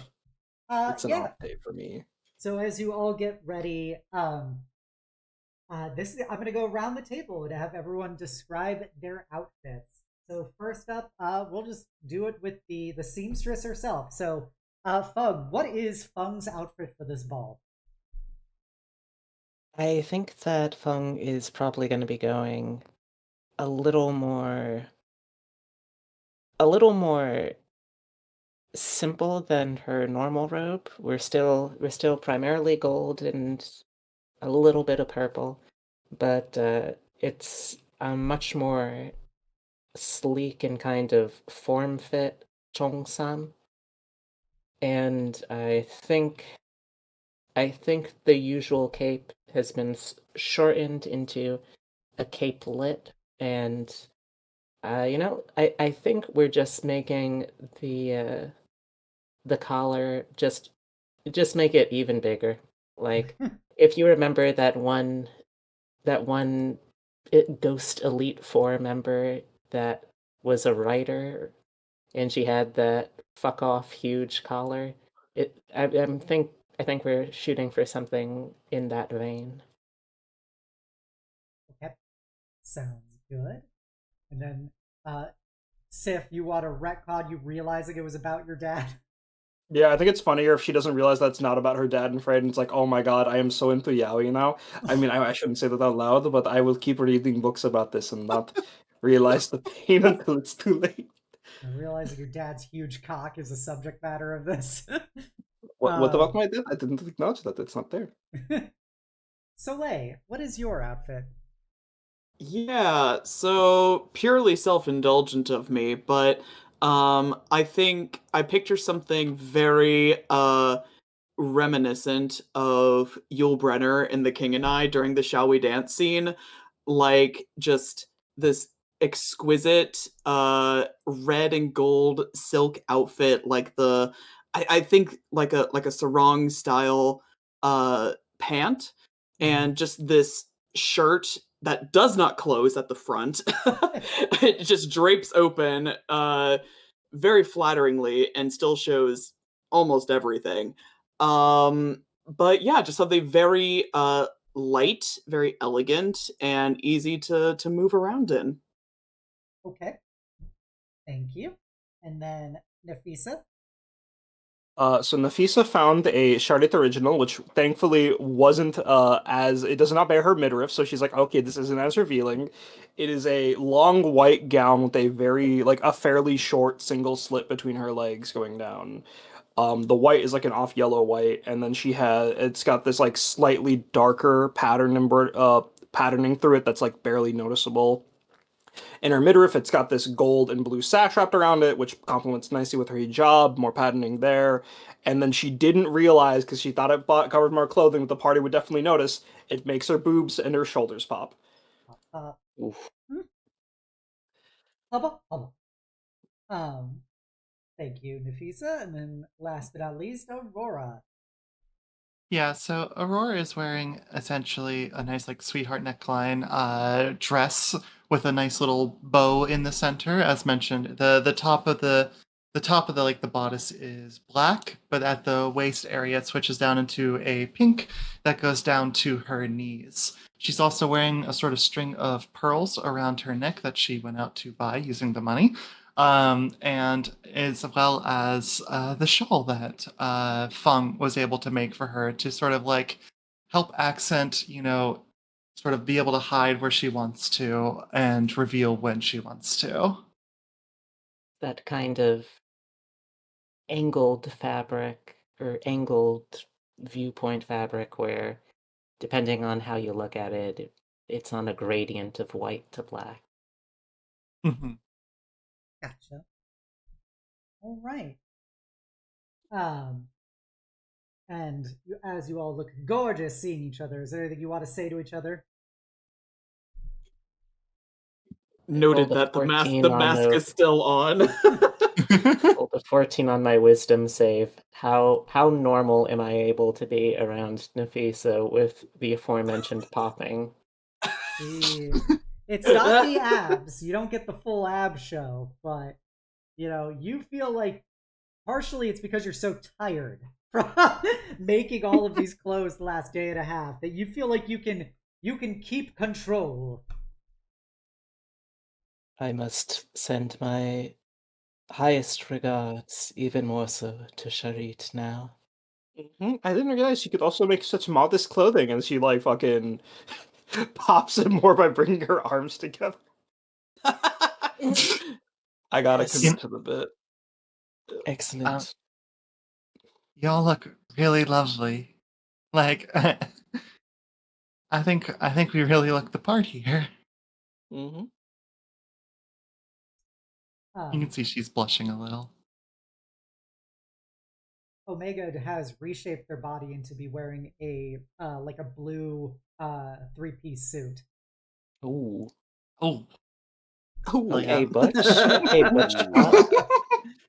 The same like half-shaved undercut with their Ooh. their big draping blue hair and stuff, but they're wearing just like this three-piece suit with no tie, just an open like clavicle piece basically, that you can see some of the blue circuitry lines going up through. I didn't realize you could change so well, Omega. Did you do homework? Did you like look through the dresses and outfits, or did you already know about this look? No, we have spent our time reading the various periodicals given to us by Xelik, and they hold up like a stack of like 60 magazines. Um, and we, in our research of this, we cobbled together what we think would be the most uh, nondescript outfit that would also complement the various feminine attire that would be predominantly worn by most members of this team. I see. I did actually acquire some good reading of my own if you'd like. It's mostly entertainment, but the way they describe balls is very, very nice. We will have to read it later. We do not feel like it will be terribly relevant in the few minutes before we have to depart for this event, but we will consider it for any future escapades. Mm-hmm.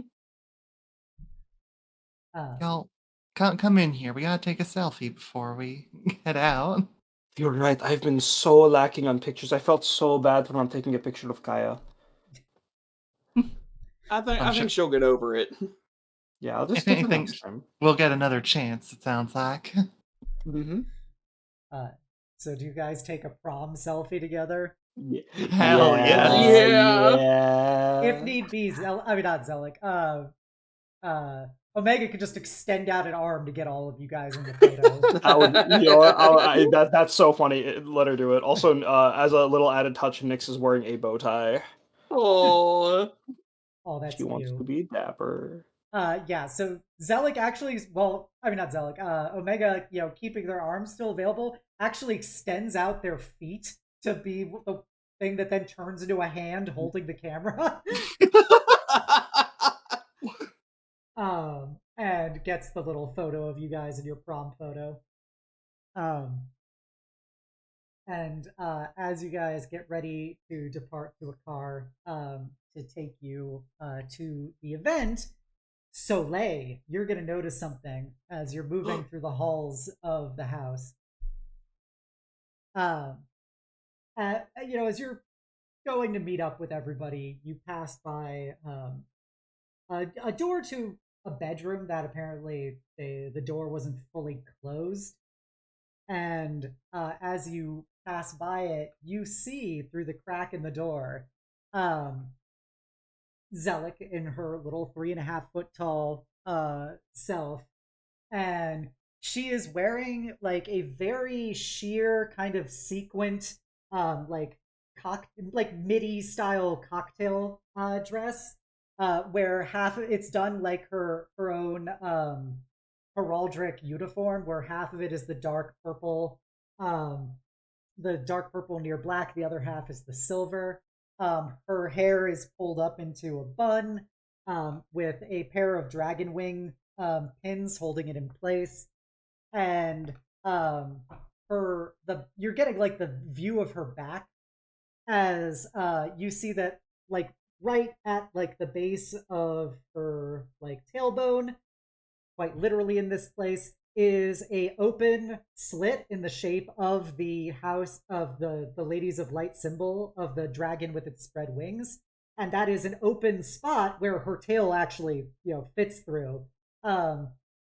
And as she is standing there, you see on his knees next to her is Cyr-Akkadi, putting him still considerably taller than her when he's on his knees, as he is like lifting up her tail, and you see him like very carefully and gently kind of gliding his fingers along it as he's putting on like bangles and jewelry and stuff on it, and you see him like whispering something into her ear, and you notice because you can make an insight check, actually. This is going to be a how much you've noticed how draconic people interact insight check. Oh, good. 18. Let's go. So you've met a few draconic people in your time, and you also are a tail haver. Indeed. You notice the way that he is touching her and the way that she is physically reacting to it. That this is a very romantically charged moment as he's touching her tail and putting on the jewelry, and like running one of his clawed hands along her her open shoulder as he puts on like another torque around her like around her bicep, and right as he is doing this, he lifts her up with just one hand, like right below her tushy, as he lifts her up like that, and puts a pair of heels down beneath her, and kind of one-handed holds her as he puts her heels on her, and you see them. You rolled well in your insight, so you get to see like you hear him say something in Draconic, and her looking very kind of teasingly saying something back as she's gesturing to her face where she's got makeup and stuff on, and you hear him make a very kind of low guttural growl at that in frustration, before he like kisses the back of her neck, and then with that she is fully dressed, and you proceed on your way to meet up with the rest of your friends. I think having dropped these eaves, he is gonna quietly but quickly scuttle away. His tail is like wagging in like kind like agitation, like he's definitely seen something he wasn't meant to. And here's the thing, right? Soleil fucks. Like he like that doesn't bother him. But seeing like such romantic intimacy has really got him flustered. That's so cute. Can any of us make insight rolls to see the fluster? When he joins back up with you, sure. Everyone can make insight checks on Soleil. He's wearing a mask, so it is a high DC. Come on, Nafisa, pull one out. It's a high DC, but I will say Lily gets it with advantage. Aurora has advantage because she's been around Soleil a lot. 18! That's pretty good. I don't think Nafisa's gonna roll. Nafisa trusts that if Oh. something's up, Soleil will tell her because they're besties, and because Soleil would never miss out on dropping hot gossip on his real friends, right? Right? Right. Aurora, with an 6 feet. 18, something is off about Soleil. You can't pick up the full flustering thing. That was a DC 20.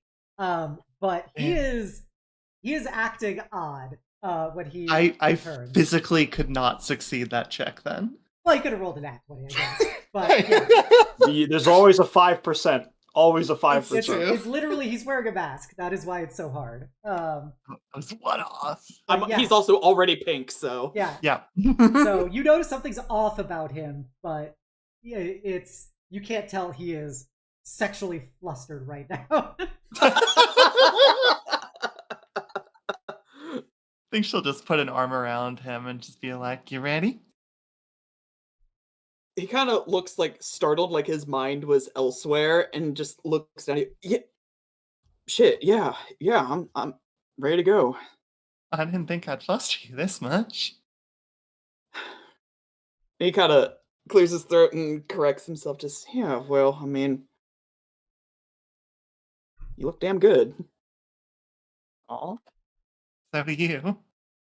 This is a good look. Still unequivocally you. I'm happy that you're able to make that happen. Yeah, well, I asked for a favor for, Feng to still display the goods, so to speak. And they are good. I'm just puffing up proudly. Kind of looks like a pigeon with the fur collar at this point. A few moments later, Xelik will come clacking over. She's wearing about 4-inch heels, open toe heels, stilettos that are kind of like a dragon claw coming up from where the stiletto is along the heel of the shoe. And she's wearing the dress that I was describing earlier. From the front, you see that she has that same purple scale that she has from her grandfather that she wears on her uniform, as well as she has a necklace with the gold piece that the dragon moms gave her as a symbol of her good work, worn as a necklace. It's just something from their hoard, and it means a great deal to her. She's got a pair of dragon, for lack of a better term, it's kind of like the Bad Dragon logo, but made of silver. As a pair of earrings, just a little dragon head made of earrings. I mean, made of silver as earrings. It's not canon. It's not canon to this universe. Don't think about it. Yeah. And she's got several silver and purple bracelets around her biceps and stuff. And then you see that she's got several bangles and everything along her tail behind her as she looks up at everyone and goes, "Well, you all clean up very nicely." Thank you kindly. You do as well.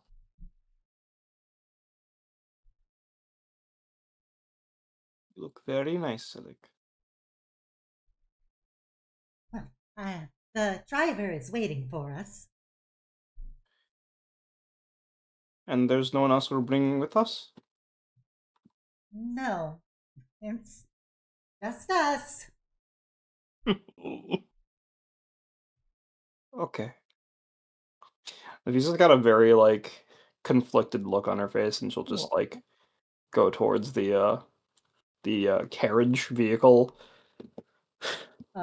As you get, it's like a car. It's a very long, fancy car. As you get up to it, everybody make insight checks again. This is just, these are all vibe things of what's going on. 15.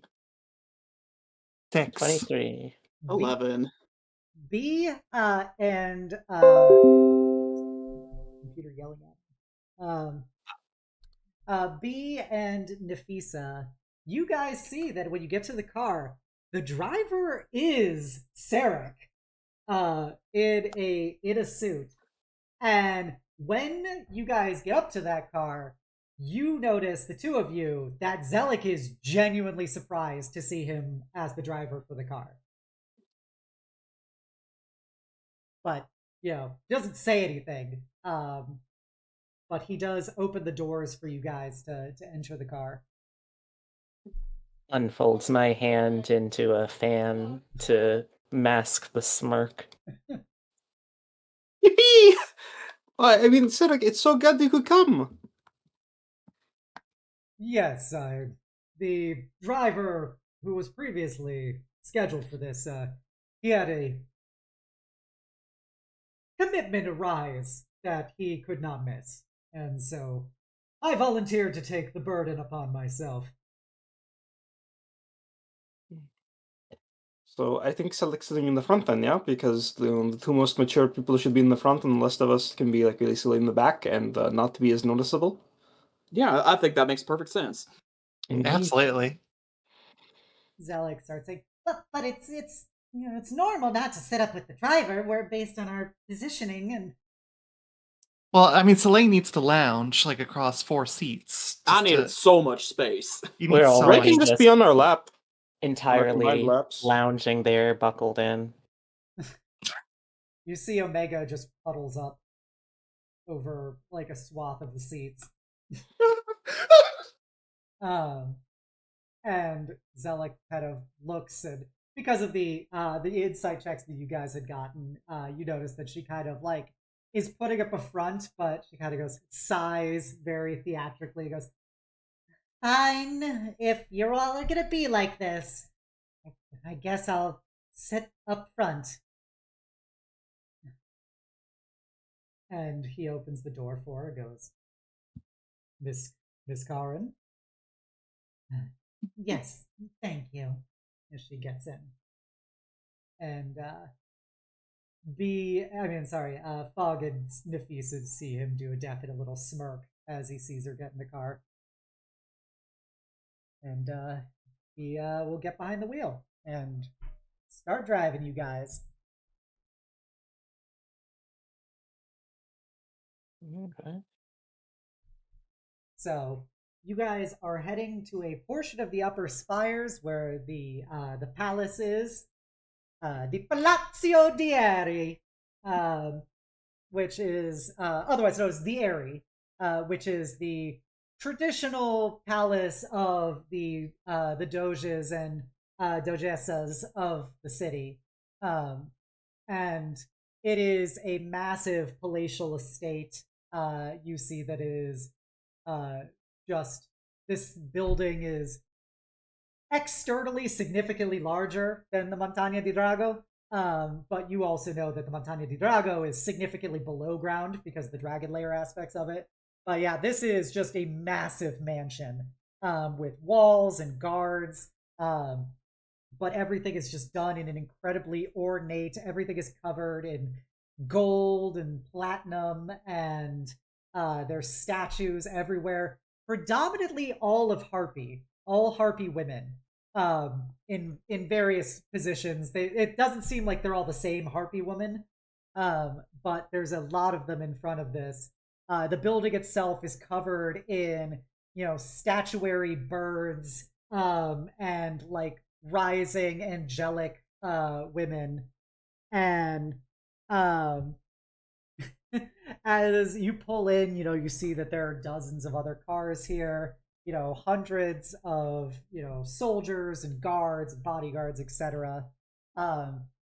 And you are able to disembark. You begin to hear the music from inside of the Palazzo playing. And you guys are free to enter with Xelik. As Cyric opens the door for her and stuff, he kind of gives you all a smile and says, I hope you enjoy the ball. I'll be waiting out here for when you're ready to depart. Thank you kindly. We will take very good care of Xelik and then give her back to you. Xelik goes, Most likely, I will be taking care of all of you tonight. No, I did my Of course. homework. I've been reading nothing but yaoi. I'm ready for this. I am so prepared. I totally did not flake on studying for the midterm by reading yaoi. So Callan coded. um, but yeah, you guys are able to enter the event. I'm gonna put on some BGM in the background. If it's too loud or anything, let me know. But I think it's pretty soft. So as you guys enter the event, you see that there are probably a couple hundred or so people here. Yeah. There's probably a couple hundred or so people here. Very fancy folk from all around. Music is playing. There is a whole orchestra, which includes having specifically bards in it to further magically amplify the music. So that it carries through the entire building almost like a speaker system, using, basically passive thaumaturgies and everything. There is a massive ice sculpture of a harpy woman, like pouring water apparently out of a massive like urn in her hand. There's a whole like area that's guarded by men and women wearing soldier uniforms, where there are gifts being placed from various staff and dignitaries. You see there's 3 flags on display. Specifically, there is the flag of the Federation, which is the black with the 7 blue stars on it. They're all 4-pointed stars, like the Tetrarchic star. And then there is the flag of the Confederatio Umbria, which is a white flag with a golden book on it with 5 golden beholder eyes forming like a pentagram on the book. And then finally, there is the flag of the Most Serene Republic of Venogna, which is a white flag with a gold kind of like dove or bird, like the Christian bird, Holy Spirit bird of peace thing, at the center of it, with like blue for the bird itself. So it's blue outlined in gold. And so those are the 3 flags on display. And you notice that it would be normal etiquette for the Federation flag to be highest.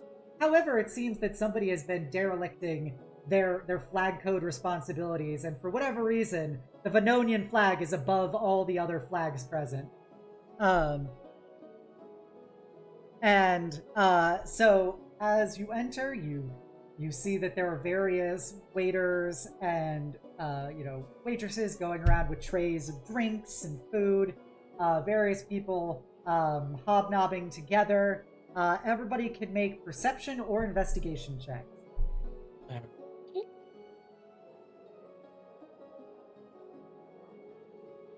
Ooh, that's a nat 1 from me.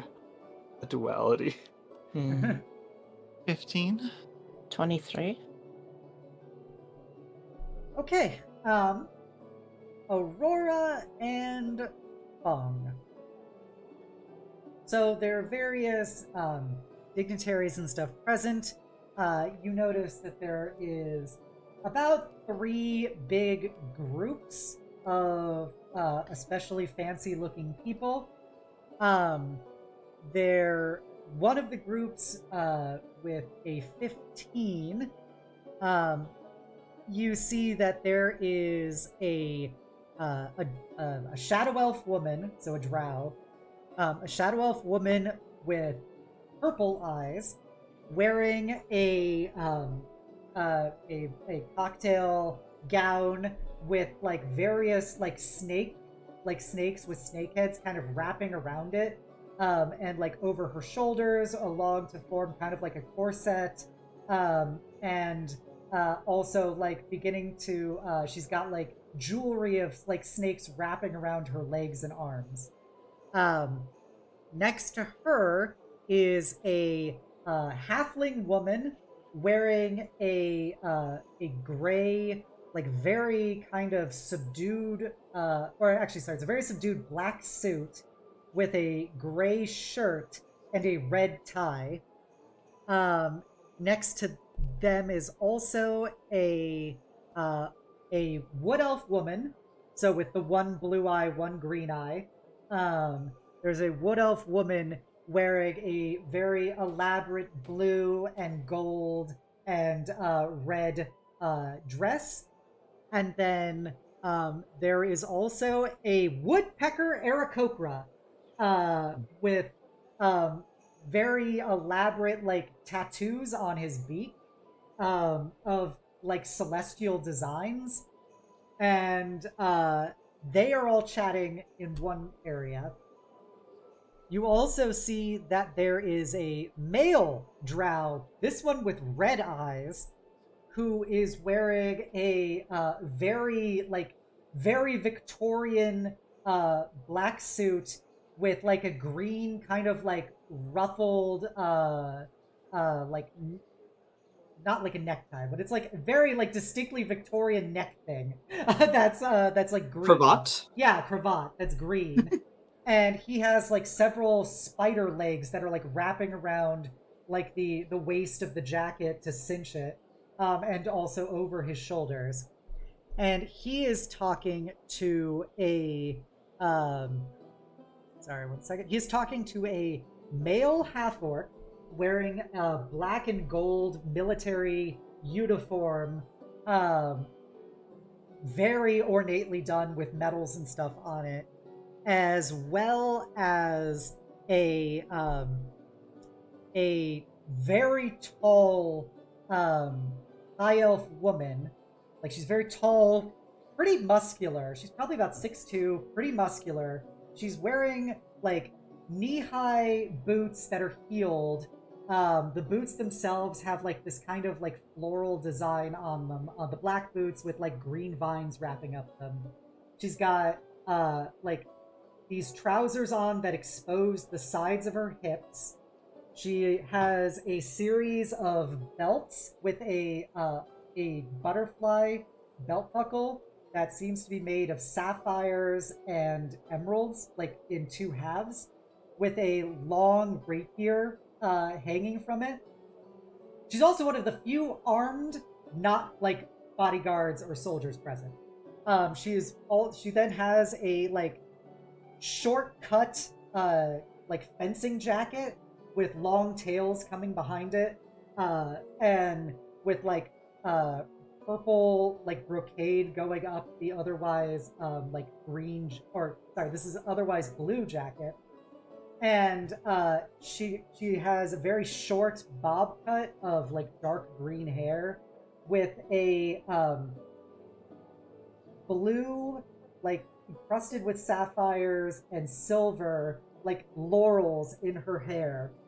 And she basically looks like an elf version of Emma Frost from Marvel Rivals. And heavily made up. She's got, the green eyes of what is clearly a summer court high elf.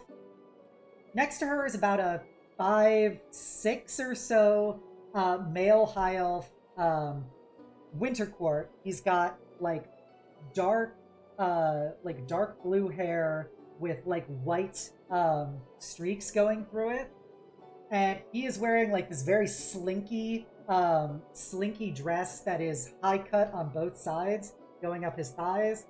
He has an open chest piece which is done in the shape of a butterfly. He is near the high neck of it is another like butterfly choker, and he is wearing like elbow length green gloves. The dress itself he's wearing is also a very emerald green, and a pair of very like probably 5-inch stiletto heels that are done like icicles coming off of them. And they're chatting with this red-eyed shadow elf and this half-orc soldier type. Finally, the third big pool of people is, you see you see a woman. She is a curacao style tabaxi, so she's the floppa, the big pointy ears with the little things on the end. Tabaxi wearing a like black habit with like a blue, hood where normally like a nun outfit would be white. There is gold detailing around it. This is something you don't, regardless of what you've got on your checks, Feng would identify as this is a tetrarchic archbishop. And so she's wearing basically her religious garb. And she is talking to what is a 1 second, where's this person?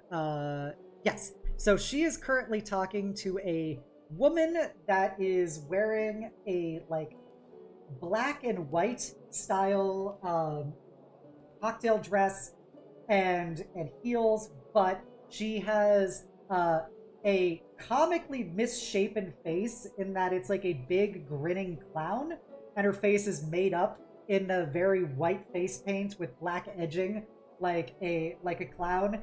She's got big, overly large orange eyes, and her teeth is clearly full of rows of serrated teeth. And she's got these giant tassels with bells coming out of her head. And she doesn't seem to have any visible hair, but she's got like 4 crowned tassels around her. And she has a book that is belted in place at her waist, like right behind her back.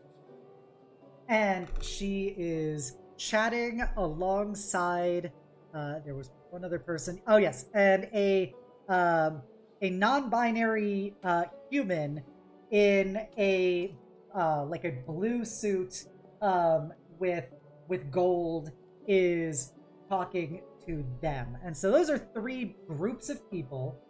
With over a 20, you could identify what some of these people are from based on looking at them. The religious group is clearly the Archbishop of the Tetrarchy. It's presumably she is the Archbishop of Venogna.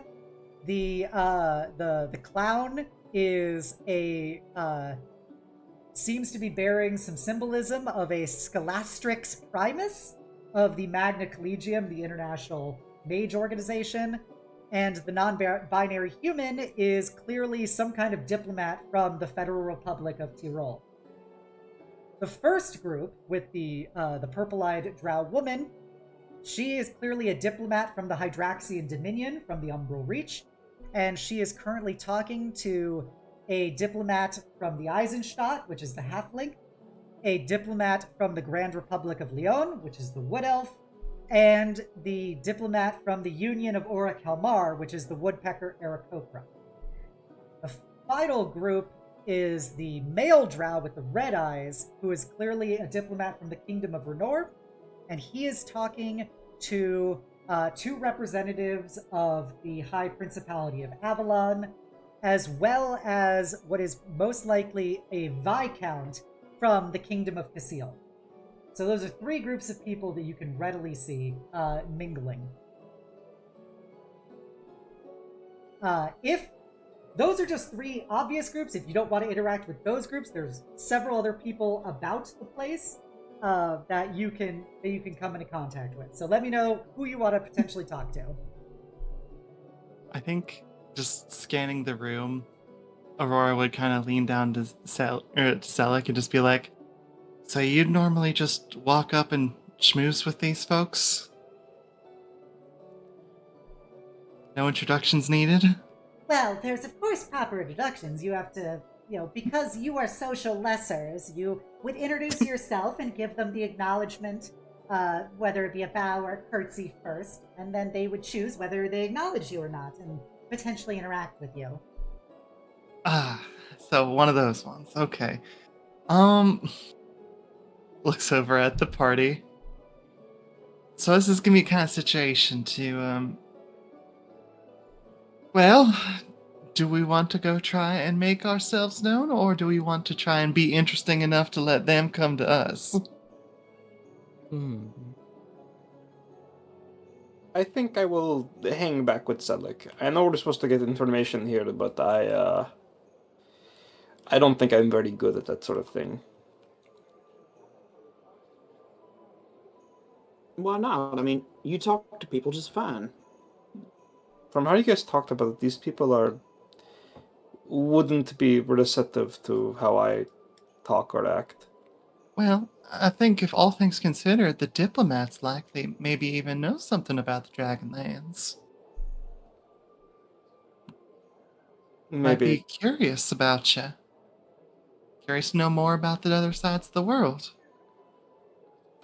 maybe, but for now I think I'll hang back a bit and let you all get the head start. You want some company? I'll be fine. I have Xelik, assuming Xelik is fine with me. Of course. Let's get a drink. Unless you wanted to talk with somebody, I mean, I don't want to hold you back. No, it's fine. It's fine. Are there Um, any interesting looking serving staff? No. I I did not. Your I did not spend mom any is time on not that, so here. no. They're all just servants. That's fair. Wait, I gotta ask, is there a hot moth girl reporter somewhere? All right. Well, we can address that if you're not going to interact with the other groups. Also, Aurora has something, but we can get to it. I actually that was the player. That's the player being facetious. Obs, I'm sorry. yeah, I forgot a fourth group. This is my bad. You notice that there is a fourth group, which this one's kind of larger than the rest.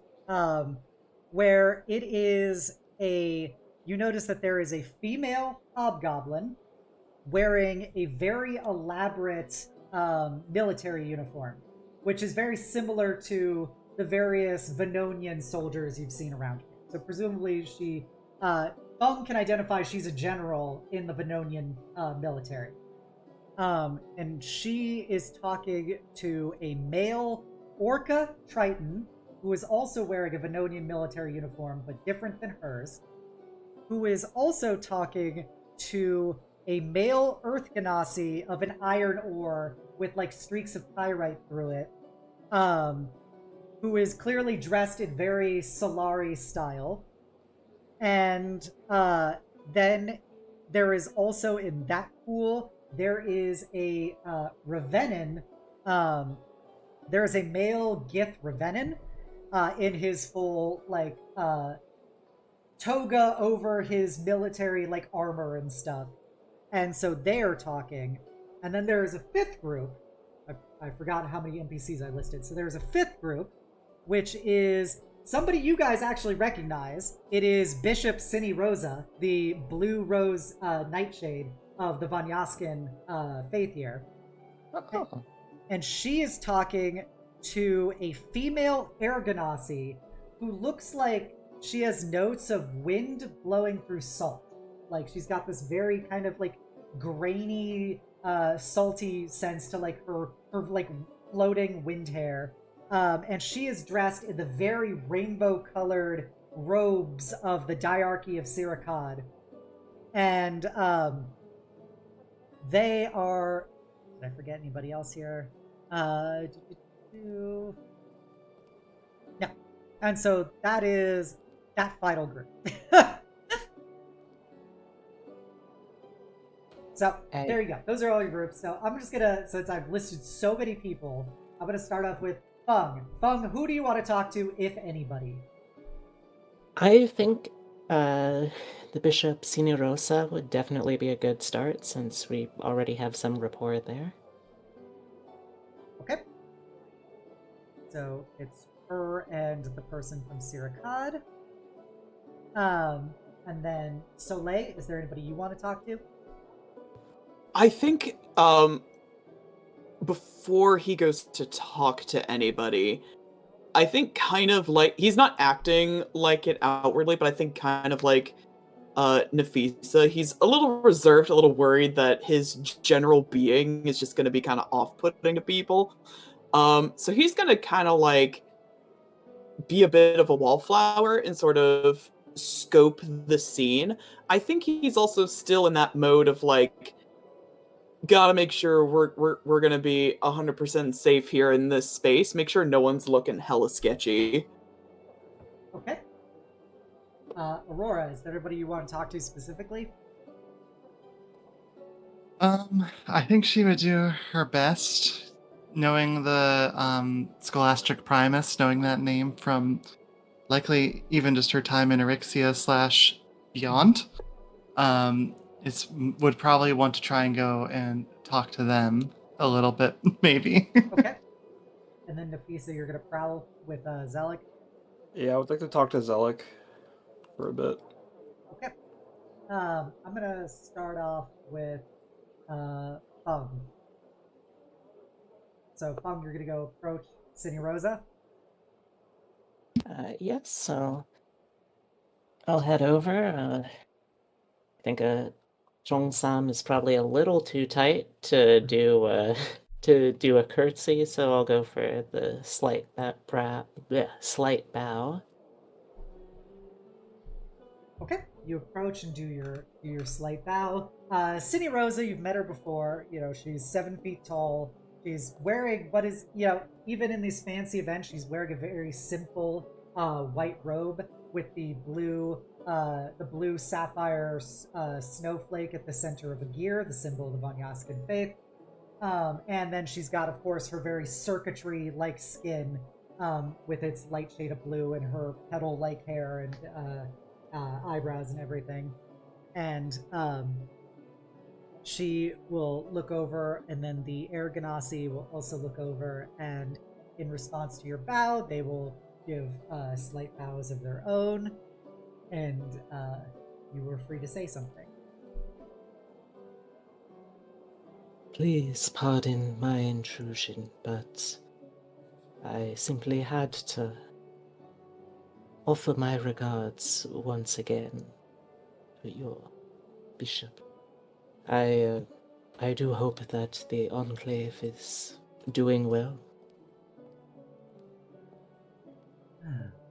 It is good to see you again, Miss Wong. The Enclave continues to grow, as all things do when they are nurtured.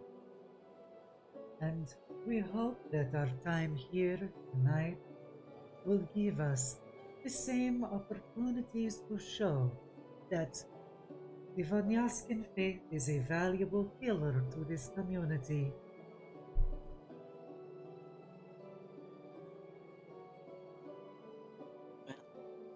As always, I am a devoted fan of the artful engineering, both mechanical and social, that your wonderful Vanyaskan culture provides. I do hope that I get to continue to be regaled with such wonders. Gives a very serene smile. She says, we all seek to transcend the various limitations that have been given us, and through that we will become closer to the goddess and closer to the truth that we all have the potential to attain.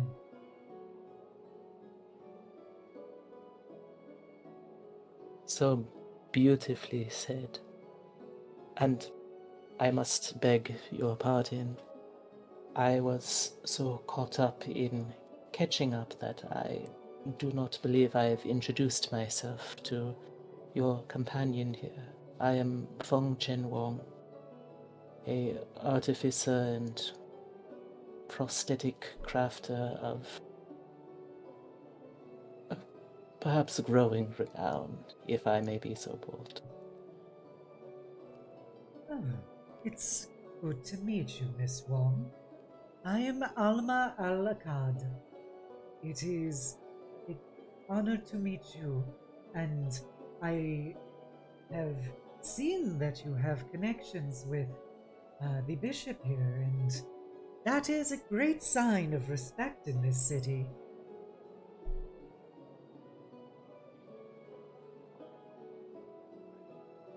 I am simply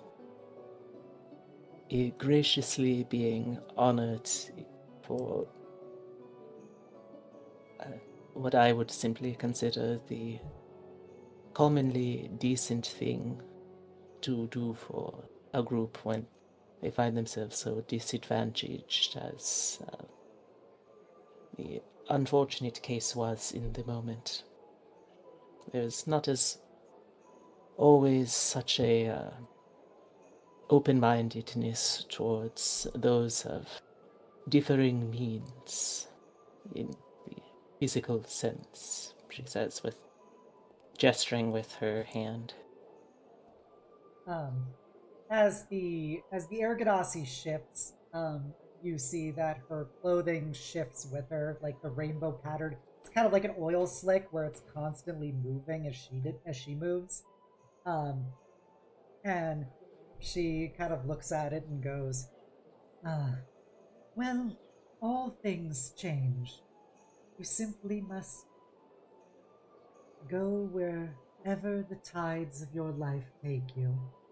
And if that means that you've discovered an alternative solution to an issue, well, then it's simply a new means to carry you to the next journey.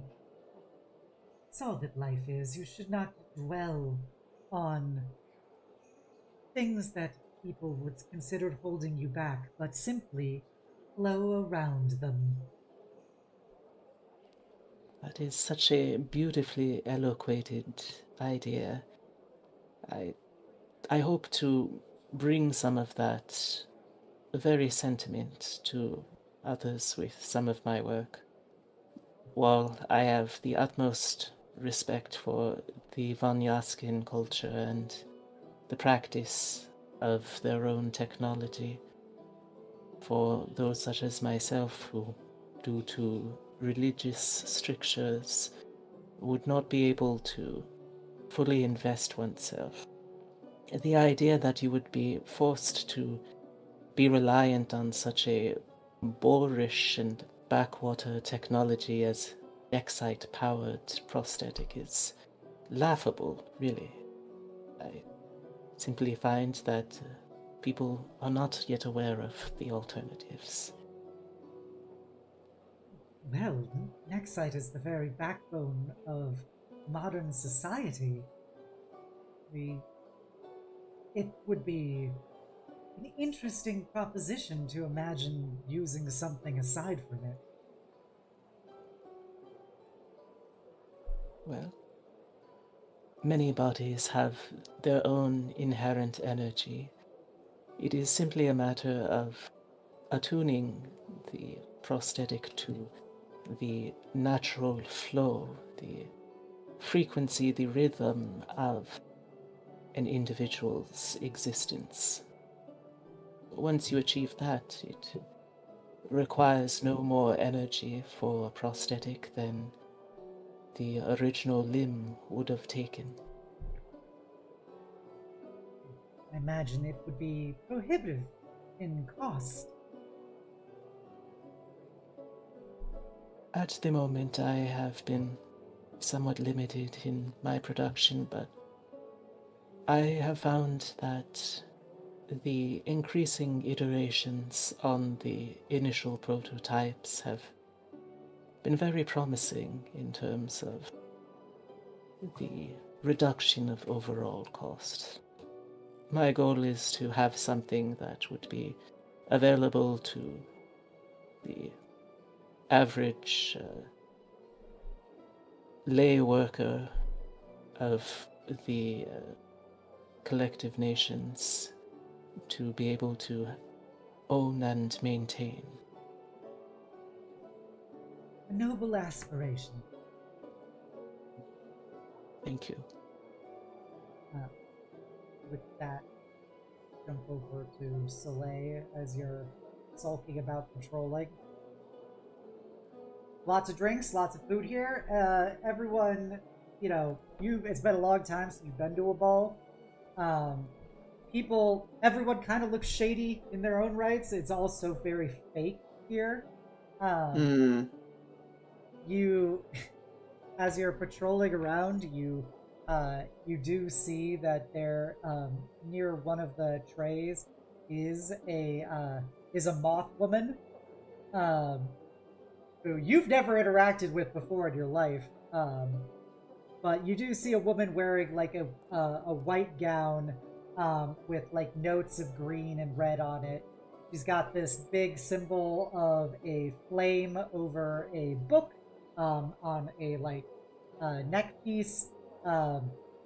She is not wearing a big hat. She's just got her big Luna moth antennae, sticking out. Her hair is pulled back into a braid. She is got one hand holding a glass of champagne, one hand holding a plate, one hand holding a piece of food, and then a fourth hand which is writing down notes in a book, which is being held by a floating, somewhat translucent green woman holding a camera. The camera is tangible. The rest of her seems rather intangible. And so she has the camera in one hand and like a notebook in the other, as this moth woman is writing down things as she eats and drinks with all her various hands, looking at the crowd. I think interesting person spotted for sure.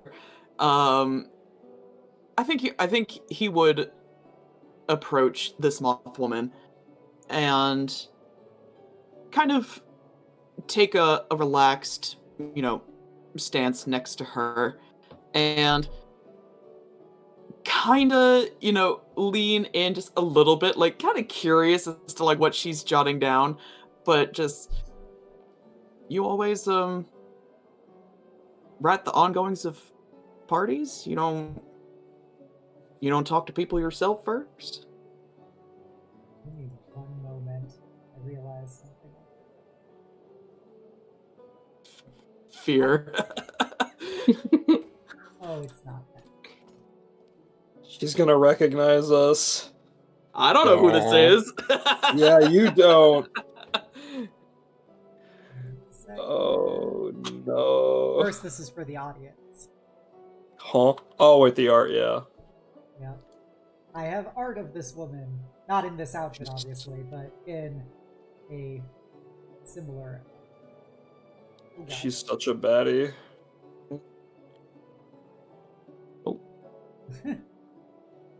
Sorry, I didn't think about this beforehand, so I didn't size it appropriately. I have to shrink down this picture.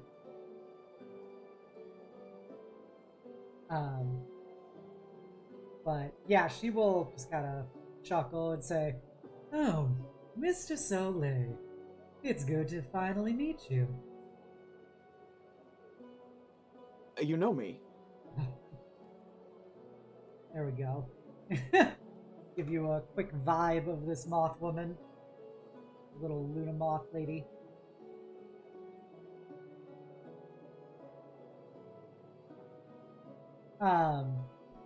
She goes, "Oh yes, I wrote an article about you, no less. You and of course your friends, Nafisa and Aurora and Feng-chen Wong. I became very familiar with what you all did in Casio." He kind of freezes up at that and just... Oh. I see. Sorry, I'm used to people being... If they're familiar with me, I'm more familiar with them. You might be? I can see why you may want to be a bit more familiar with me since I know you so well at this point. But, Alyssandra Vitali, it's good to meet you in the flesh. Likewise, Miss Alyssandra. I hope you had kind things to say about us. I had, from all evidence available, accurate things to say about you. It's a shame to find out, though, that it was apparently a group of other ne'er-do-wells and you all were so wrongfully framed. I was deeply saddened that I had to provide a follow-on statement regarding it, but such is the way of breaking stories. Yeah, well, anyone makes mistakes. Oh, many do. I don't normally. As she kind of smiles at you, takes a sip of her champagne. Well, that's alright. It means you're usually good at what you do. I can appreciate that. Oh, I'm very good at what I do. Speaking of which, I'm assuming since you're here, the rest of your friends are as well. I hope that you aren't planning any particular uh, wrongfully placed heists again. I'll have to Huh. find Nafisa and talk to her about it. She's very open. Huh. No, we're, off duty from our ne'er-do-wellin currently. Well, that's wonderful to hear, although I'll be disappointed to not be able to write about it this time. Well, perhaps you can find something else worth your while. Indeed, it's a bold statement by the draconic overseers of this city to have their newly acquired dramatis personae to be attending an event like this. It really sends a message. What message do you gather from it? Perhaps a bit of your own sense of importance in the current affairs, as well as a particular intent for the people present and the Dogessa.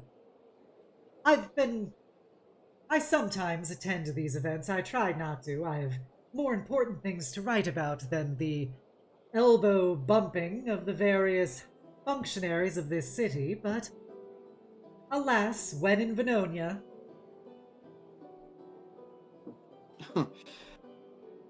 Indeed. Well, I know that stories are your specialty, but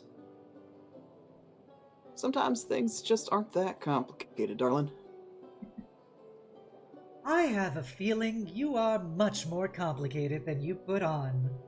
Isn't that right, Mr. Soleil? I think that,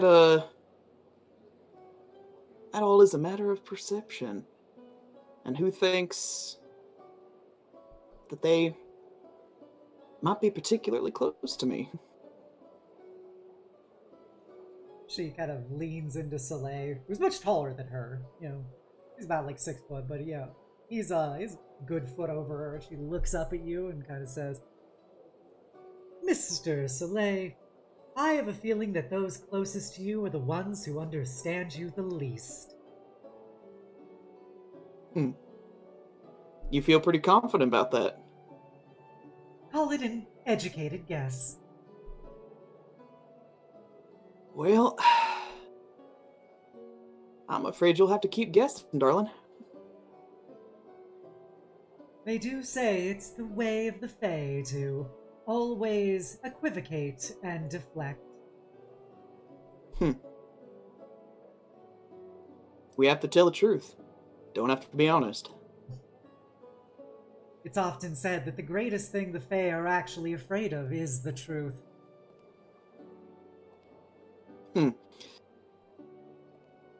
That's an interesting sentiment. You, met with many? I've seen a few in my time.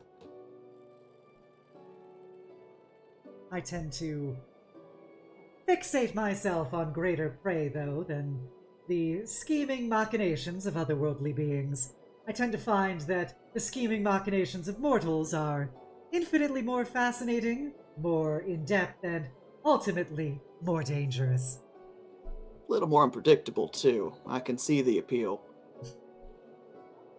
That is certainly accurate. Despite their pretenses of being beings of chaos, they find themselves to be truly creatures of routine.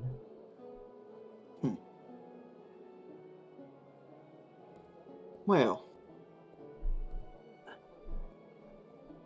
I hope that you, save some film in your camera. I know Nafisa would probably like to say hello again. Oh, I could always use another photo of Nafisa. Who's to know where the night will take us and how it might come in handy? But maybe Kaya Razinski will come as well. What makes you say that? Oh, I heard she was in town, and that she was meeting certain individuals in particularly seedier parts of the city. Perhaps it's coincidental that it coincides with when you came to the city. All of you, that is. But you know this reporter mind. I see connections where there aren't any. It's truly a blessing, but often a curse. Well, careful, you might make another mistake. I'm not the one who is currently dealing with one of NexCor's most infamous troubleshooters. But, well, we could say that's a developing story, now can't we? If there is such a story at all, well, you seem frightfully busy despite being at such a event. I hope that you can find the time to turn off that journalist brain of yours and actually enjoy yourself.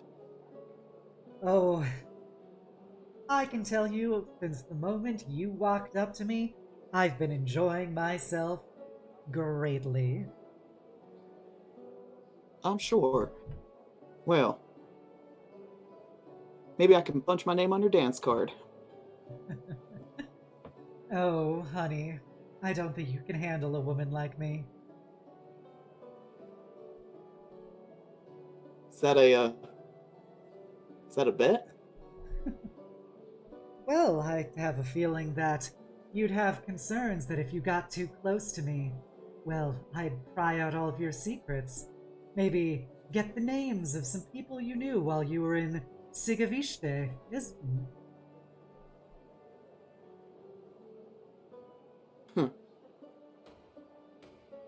See, that's the thing that I'm picking up about you. You think you're awfully smart. I don't think there's been a person to challenge you yet. She kind of puts one hand on your cheek as another hand, runs up your chest as she smiles at you and says, "Oh, well, I'll be waiting for somebody who can truly live up to those words." Well, good luck. And I'll be back for that dance. Hopefully you won't be too busy tonight then. Yeah, well, maybe I'll find a heist a bit more interesting. We'll see where the night goes. With that, you depart her. We can jump over to Nafisa and Xelik. Xelik is pounding some champagne.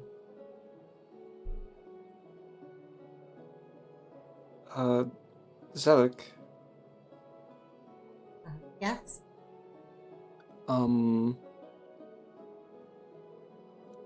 do you like me?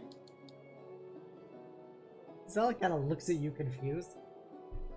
Where is this coming from?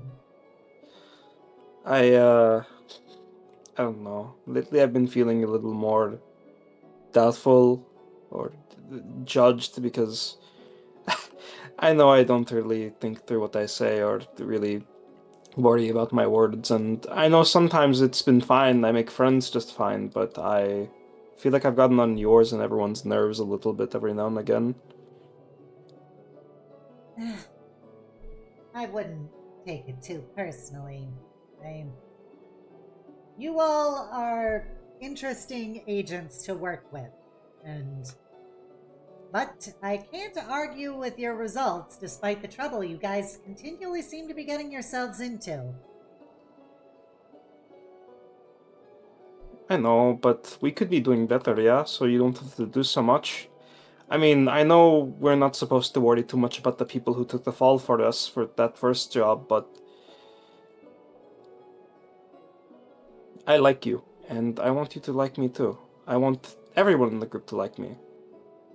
As far as I'm concerned, I think you're part of our team, Xelik. Even though I know you work for the ladies, you already feel like a part of Romance Dawn to me, so I was kind of hoping I could get you to feel the same way.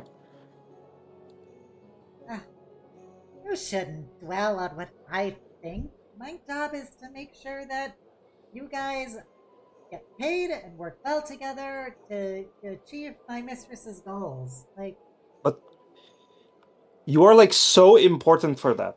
So you're important to me.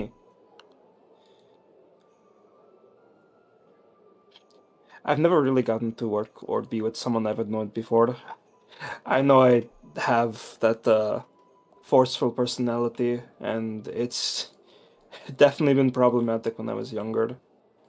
I've usually, when I'm on people's nerves like that, I don't get to be around them for longer, but I'm around longer with you. And if I'm with you, I don't want that time spent to be bad.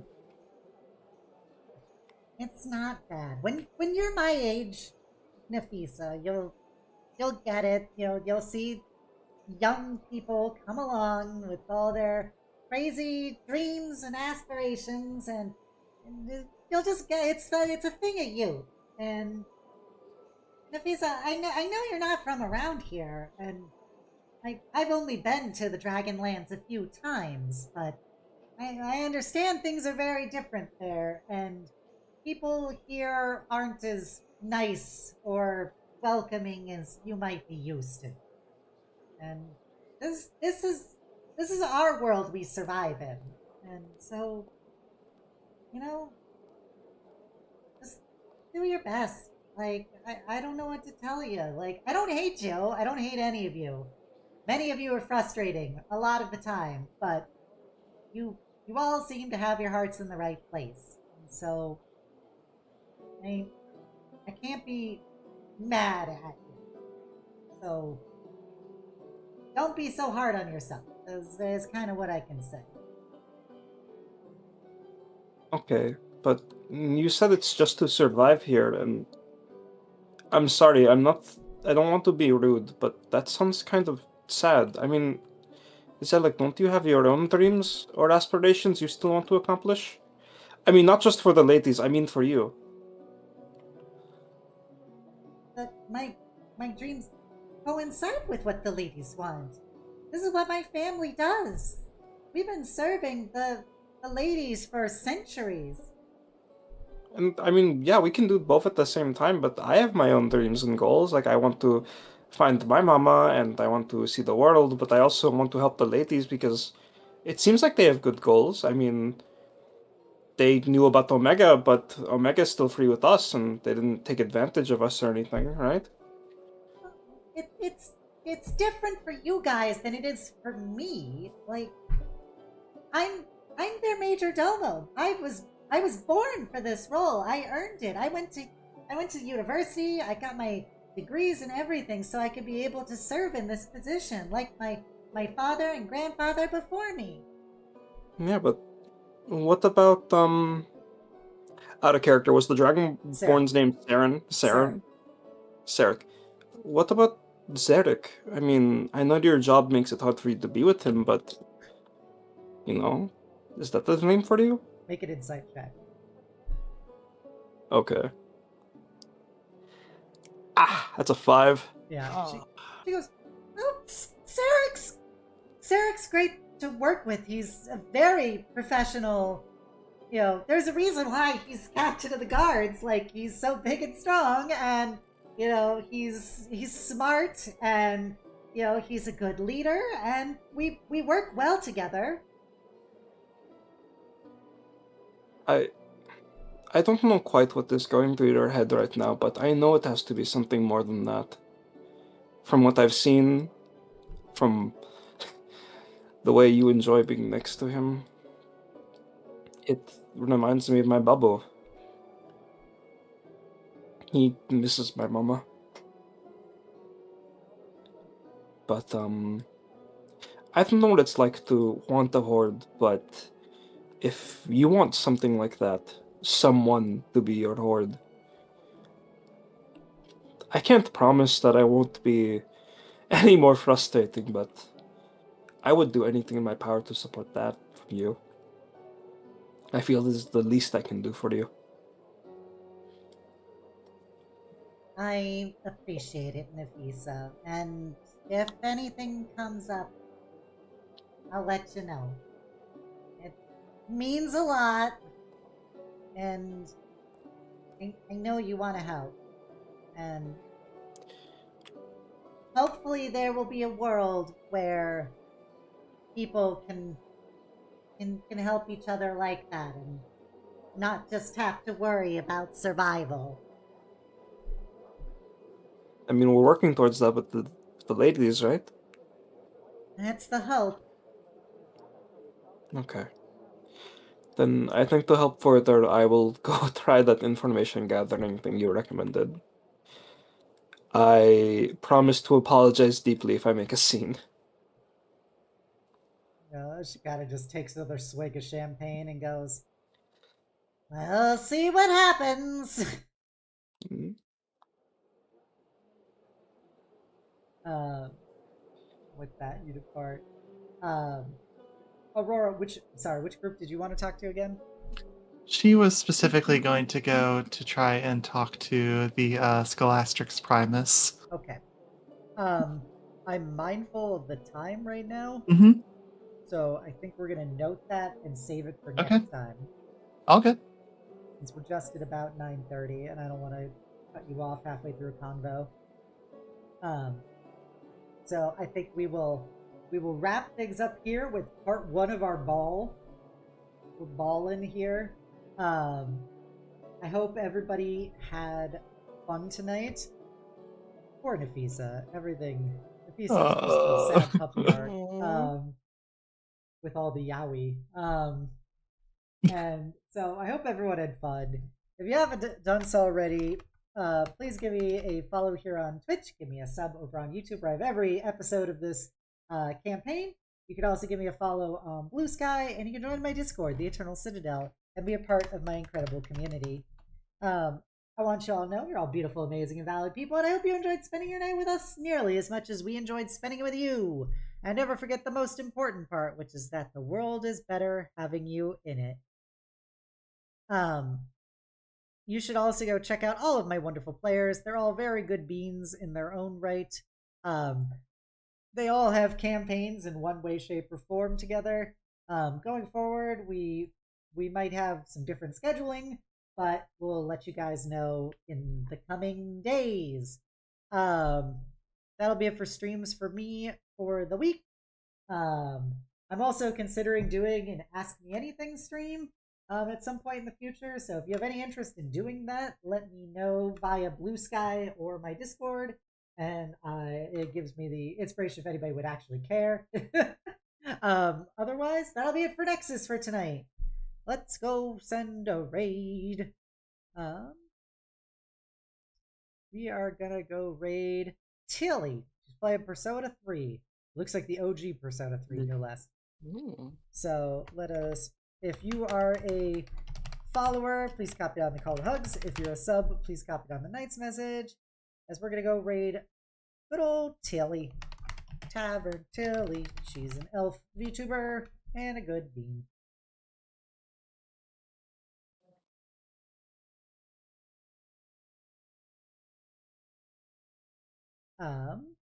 So, all right, let's go send her some love. I hope you guys have a great night and the sweetest of dreams. Bye. Bye. Bye.